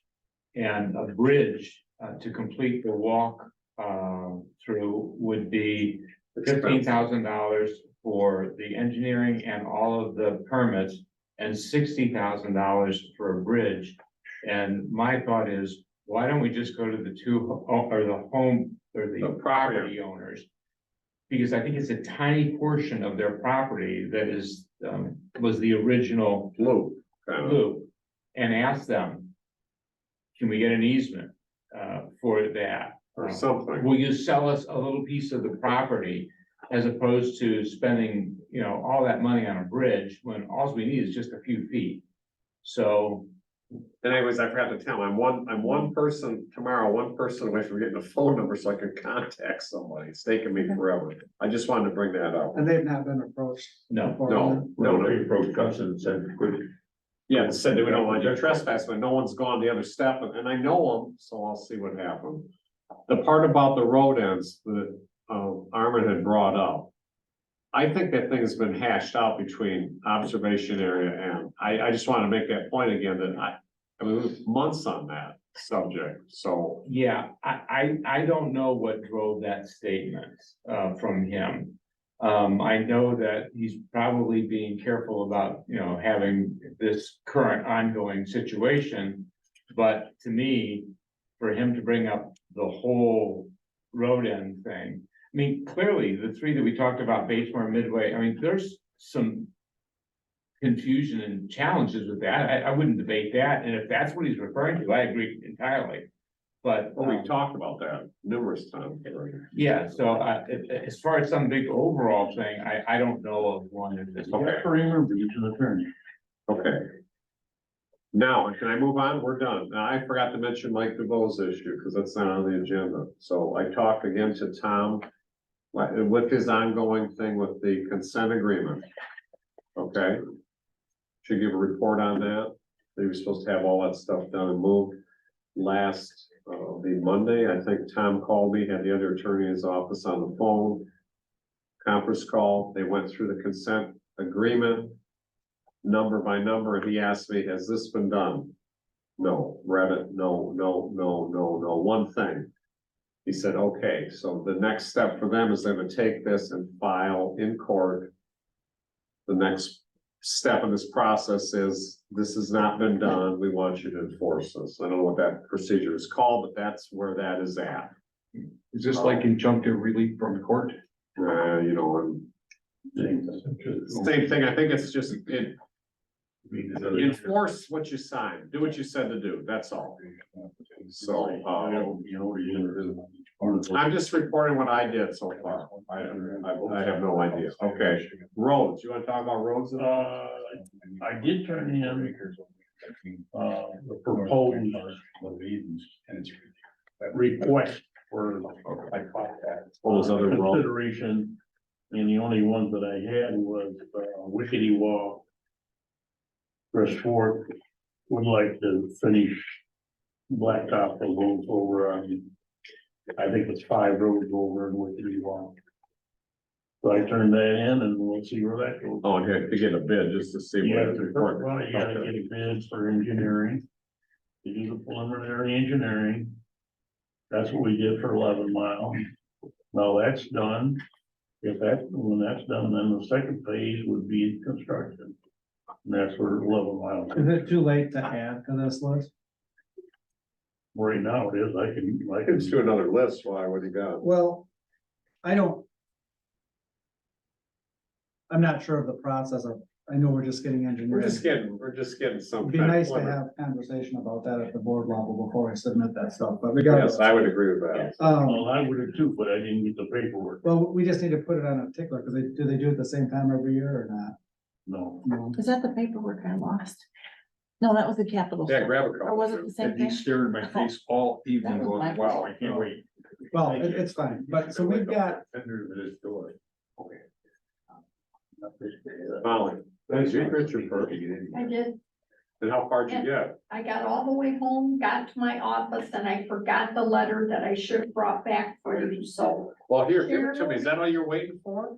No, Sharon is going to be calling you tomorrow. Okay, And FYI, 2 of the Dow houses just sold.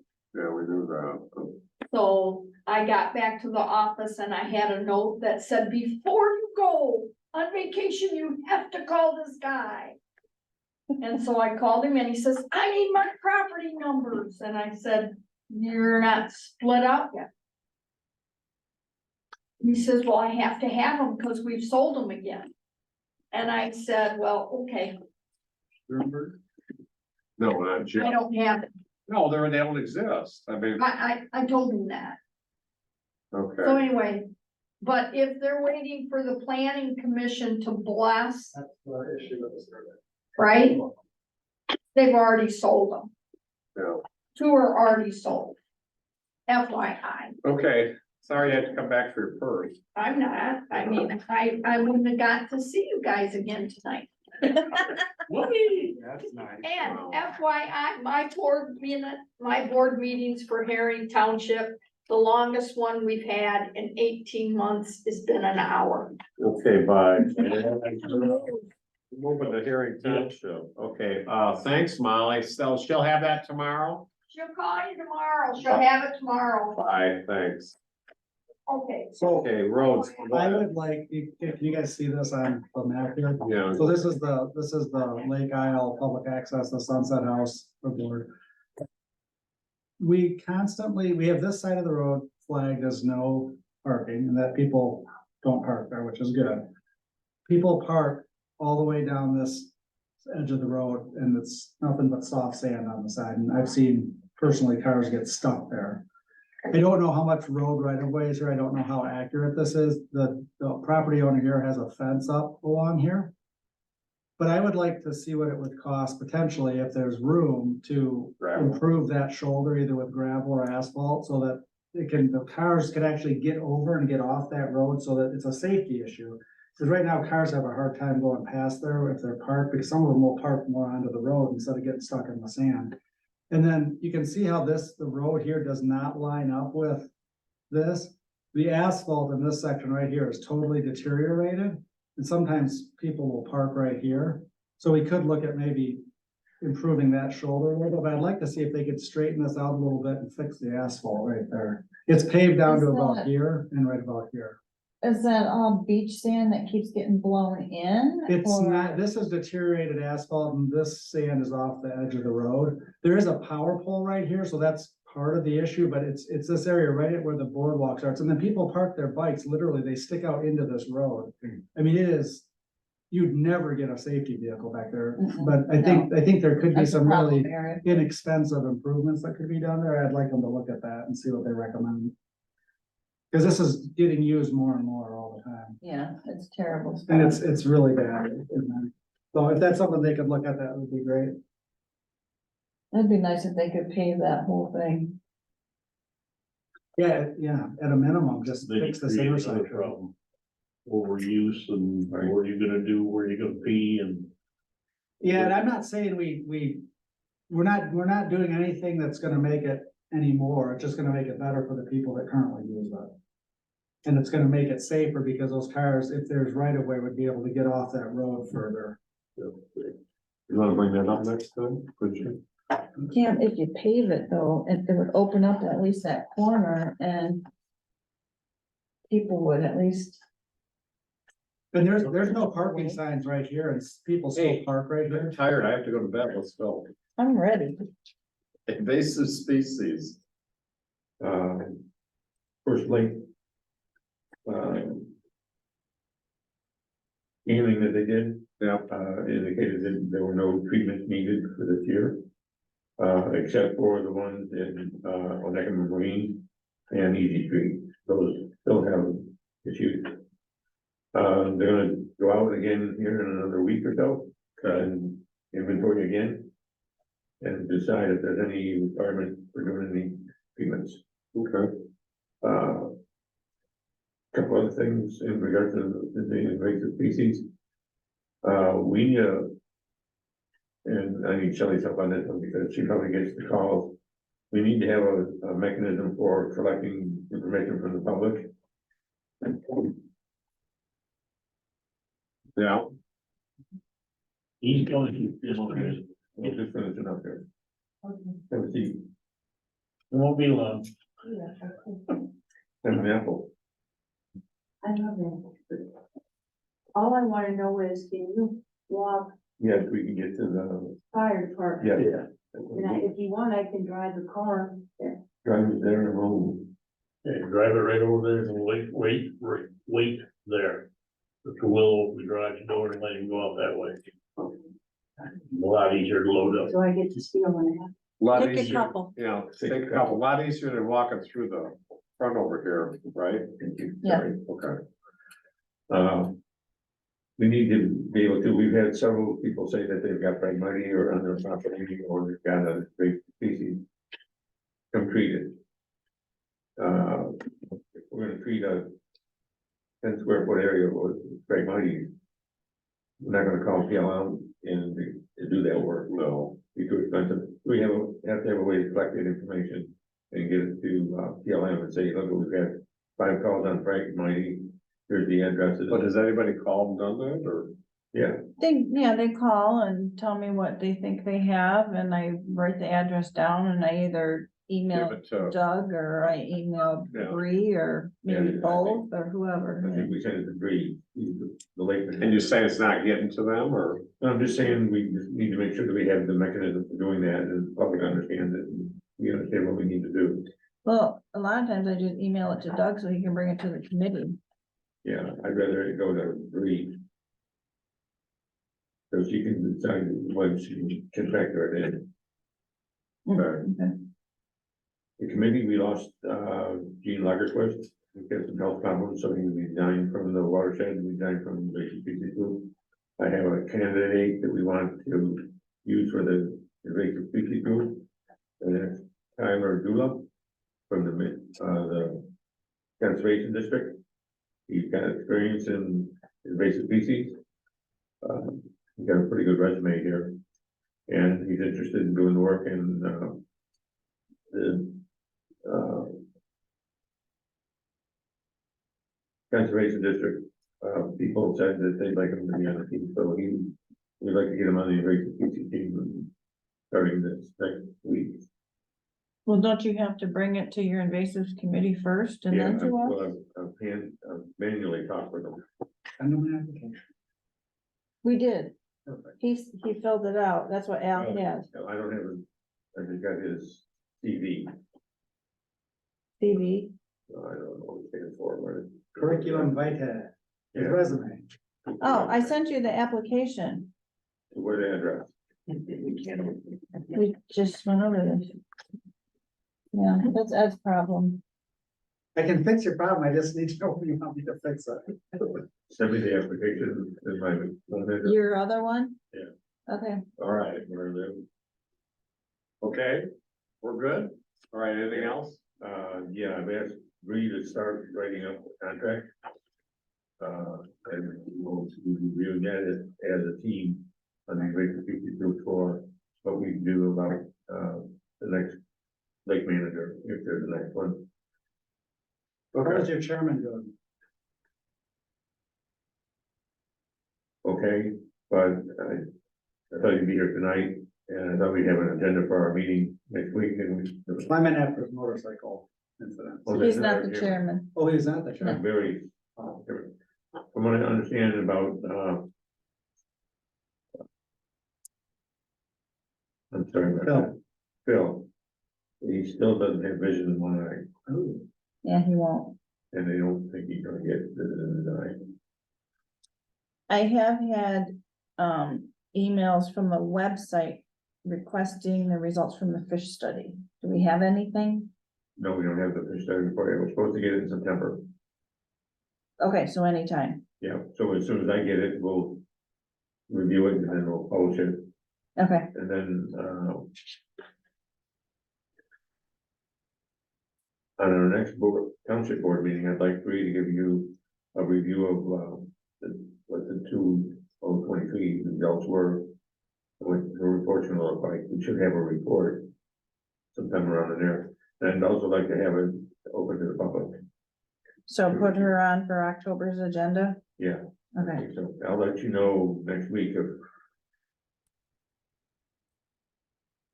that's different than what I said it was. And when do we get the report for E. coli? I haven't, Animal or mineral? I haven't been able to get in touch with the guy, he hasn't returned my calls. So, Do we pay for that yet? no, Okay. I haven't seen, you haven't seen an invoice from anybody on that. They were gonna get grants. So, I'd like to see the result. Yeah, why can't we ever get the results from this guy? last year, I got the email near the end of the year with the results, and that's the first and last time I've talked with him. Not the last time, but that's the first time. Well, I hope he's doing the animal thing or human thing this year. Yeah. Said he was going to, Okay, Nobody, Anything else, Al? no, sir. CBA, nobody's here. nobody? DLA, Had a great, Onekama days.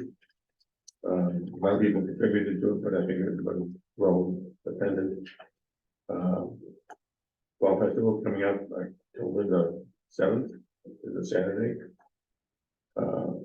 And Christmas in Onekama is coming up, November 18th or 19th. And we're still looking to get resources for helping us do those activities. We use the kids at school a lot, but now that they're in school and it's fall, a lot of the team, volleyball team, football team, basketball team, you know, they don't have time to be able to do it. We have done a grant program with the ELA. We'll announce more of it later as we flush it out. But the first grant application that we had was for safe football helmets. And we did go ahead and fund converting or getting the varsity football team helmets. With some added safety features that reduce head injury, so Save or safe? Football helmets, safe. safe. You got the ones that look like those spaceships, big pan knobs all over. Yeah, they're not gonna win any contest. That's great. So, but What's this for everyone? yeah, and that's how the really looking things now is like we spend the money effectively like that. And that's the one. The last thing is that the village, there's a group called, you know, trying to improve on economic. One of the first projects was to get a dance cell or a event stage on the Park, yeah, on the Village Park. village park. We used $75,000. We put together the plans and how we were gonna raise the money. We've got the $75,000 to do the project, so we're looking to move forward from there. Hopefully next week, the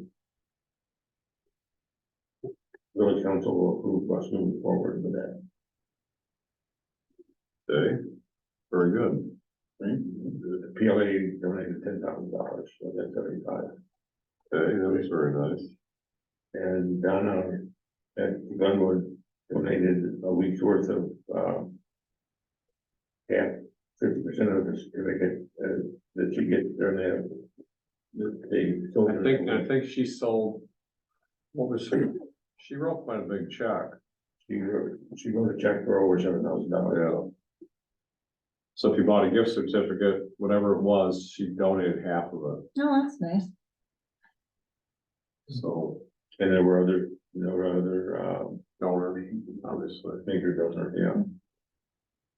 Okay, we're still trying to raise more money to fix the other one now too, correct? Yeah, well, that'll be the next project, and then upgrade the electrical and stuff like that.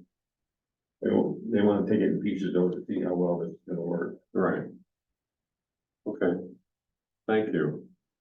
And we are gonna put a replacement for Andrea on the Parks and Rec team. It's gonna come from Parks and Rec. John Wemlinger. Yeah, Wemlinger, okay, very good. We'll be doing all. Sorry, Parks, did you read the editorial? Yes, I did. Okay. That's all. What was the editorial? the butterfly expert didn't like what we did with the butterfly. That's done.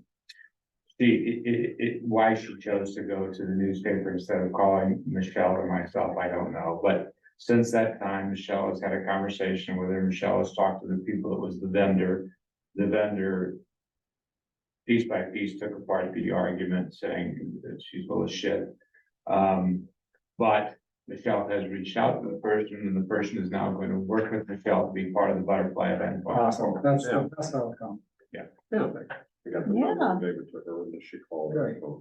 Send me a copy of it if you can find it. Okay, public comment. No, recycle. Oh, recycle's over in the fairgrounds. You wanna recycle, go over there. A grant fell apart. We have no grant money. We're not getting $1 million facility, but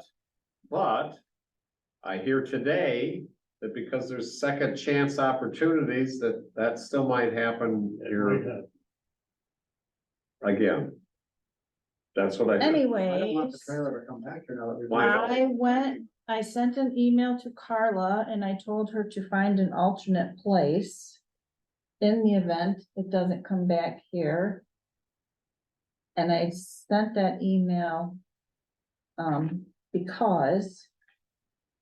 I have had numerous compliments. On how people, one, like it better over there. And two, how nice this place looks without it here. I'm not gonna disagree with either one of them statements. Send that same letter to the school, because they're gonna get the trailer. Well, no, the school was one of them that said they like it better over there. Well, yeah, Yeah, they ain't coming back. over there is Bob's point. It's over there. It's not what Bob said. He said it's coming back over there. Well. But the school said Yeah, the school said. they'd rather have it over there than Oh, here. yeah, I know they do. We're not an option. That's what I'm trying to tell the school. I know. So I had a conversation with Mr. Dance about this yesterday. He said, I have to go see the Lions Club and the Fair Board. Because they lease that to the Fair Board. And the Lions then lease their spot from the Fair Board. So they are actually the controlling, I'm just telling you what I got told. I know, and you know what? I wish Mr. Dance was here because a lot of times I don't think he's very truthful with us. Well, no, they do, they lease. I understand that I know, part, but ultimately they are the owners of that property. Right, well, we all are. The county owns it, you pay taxes here, you're actually a part owner. I of that. understand How that. can you lease something to somebody that you don't own? Well, they own it, the Without county any- owns it. Isn't a lease between two people with money or some? It is, they collateral? both have money. I'm just telling you, okay, I will go see the Lions because it does take up some of theirs. The only problem I can see is with the fair next year is there, that they have all those rides there. Well, That's fine, they can temporarily. now they move can it. probably move it, we can move it someplace for 2 weeks or 1 week during the fair, right? Store it back over. I don't see how that affects the rest of the fairgrounds, I guess, so I just, but the Lions now, if they rent that out for weddings. You're gonna lose that parking there, right? I guess, but. You know. Yeah, that's not gonna go. And I told Jeff several times, I don't know how you can back off participating in this problem. And say there's the Lions and the Fair Board, they don't own the place. Tony owns the place, and then he's county commissioner. And this is a county thing, everyone from the county uses that, our recycle. Okay, so I'm on that, so we'll see, I'm gonna go talk to the fair, the Lions is the least of it, I don't think there'll be an issue. The only issue will be that someone's gonna say, what about when the fair goes on here, and we can't have that there, okay, well, we'll move it. The county owns these other pieces of property, well, somebody, not we, okay, Okay, but you know, the concerns with the garbage over here and. yes. If we look at this as if we don't own. Okay, is there anybody on this thing yet? Is anybody public comment? Is anybody out there wanna? Yeah, I've got one public comment. Oh, wait a minute, you're not public, hold on. Let me get them first on just on CL, if there's anybody, Then anybody? Bob, the trailer will go behind. Any of you. the 3 people that have called in, if they want to make a comment, please unmute yourself. Currently not. Okay, Al, go ahead, I'm Yeah, I sorry. had several comments about several conversations and emails about the speed limit thing. Oh, the signs? Yep, And? and we give kudos to Shelley for starting that project, it's starting to have an effect. Okay, Oh, you mean good stuff? Yeah, wow. Oh. starting to have an effect. What's the matter with you? You mean we people don't are have- slowing down? Pardon? People are slowing down? Oh, yeah, I just think there's nobody here, Al, but that's just my opinion. no, I mean, Okay, I think people think it was a positive thing and Okay. it's having an impact.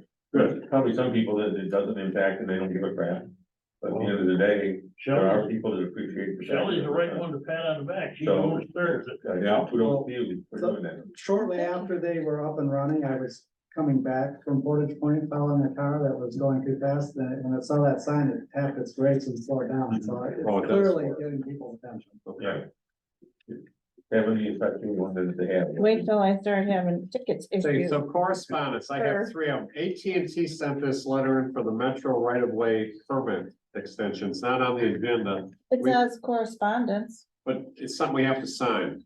That's So, something it's a renewal. I know, do we want to sign it, someone make a motion to do that, or do you want to put this on next month? We have to Regular. sign it now, I think. Yeah, there's a time period, I think. It's just a renewal, we get. It's a Yeah, February renewal. 28th, 2024. Yep. It expires February 28th, 2024. The extensions for a term to end on February 28th, 2029. Now I mean, is there any reason we wouldn't sign it? If so, then someone make a motion and I'll sign the thing. I'll make it. Metro Act right-of-way permit extension from AT&T. That's like work. Motion by Bob, second by Bob, all in favor. How about Ed? Yeah, all in favor, say aye. Aye. Opposed, that's carried. You all set? I had a request, I can't find Mr. Bering's letter. You have to fill it out. Sure.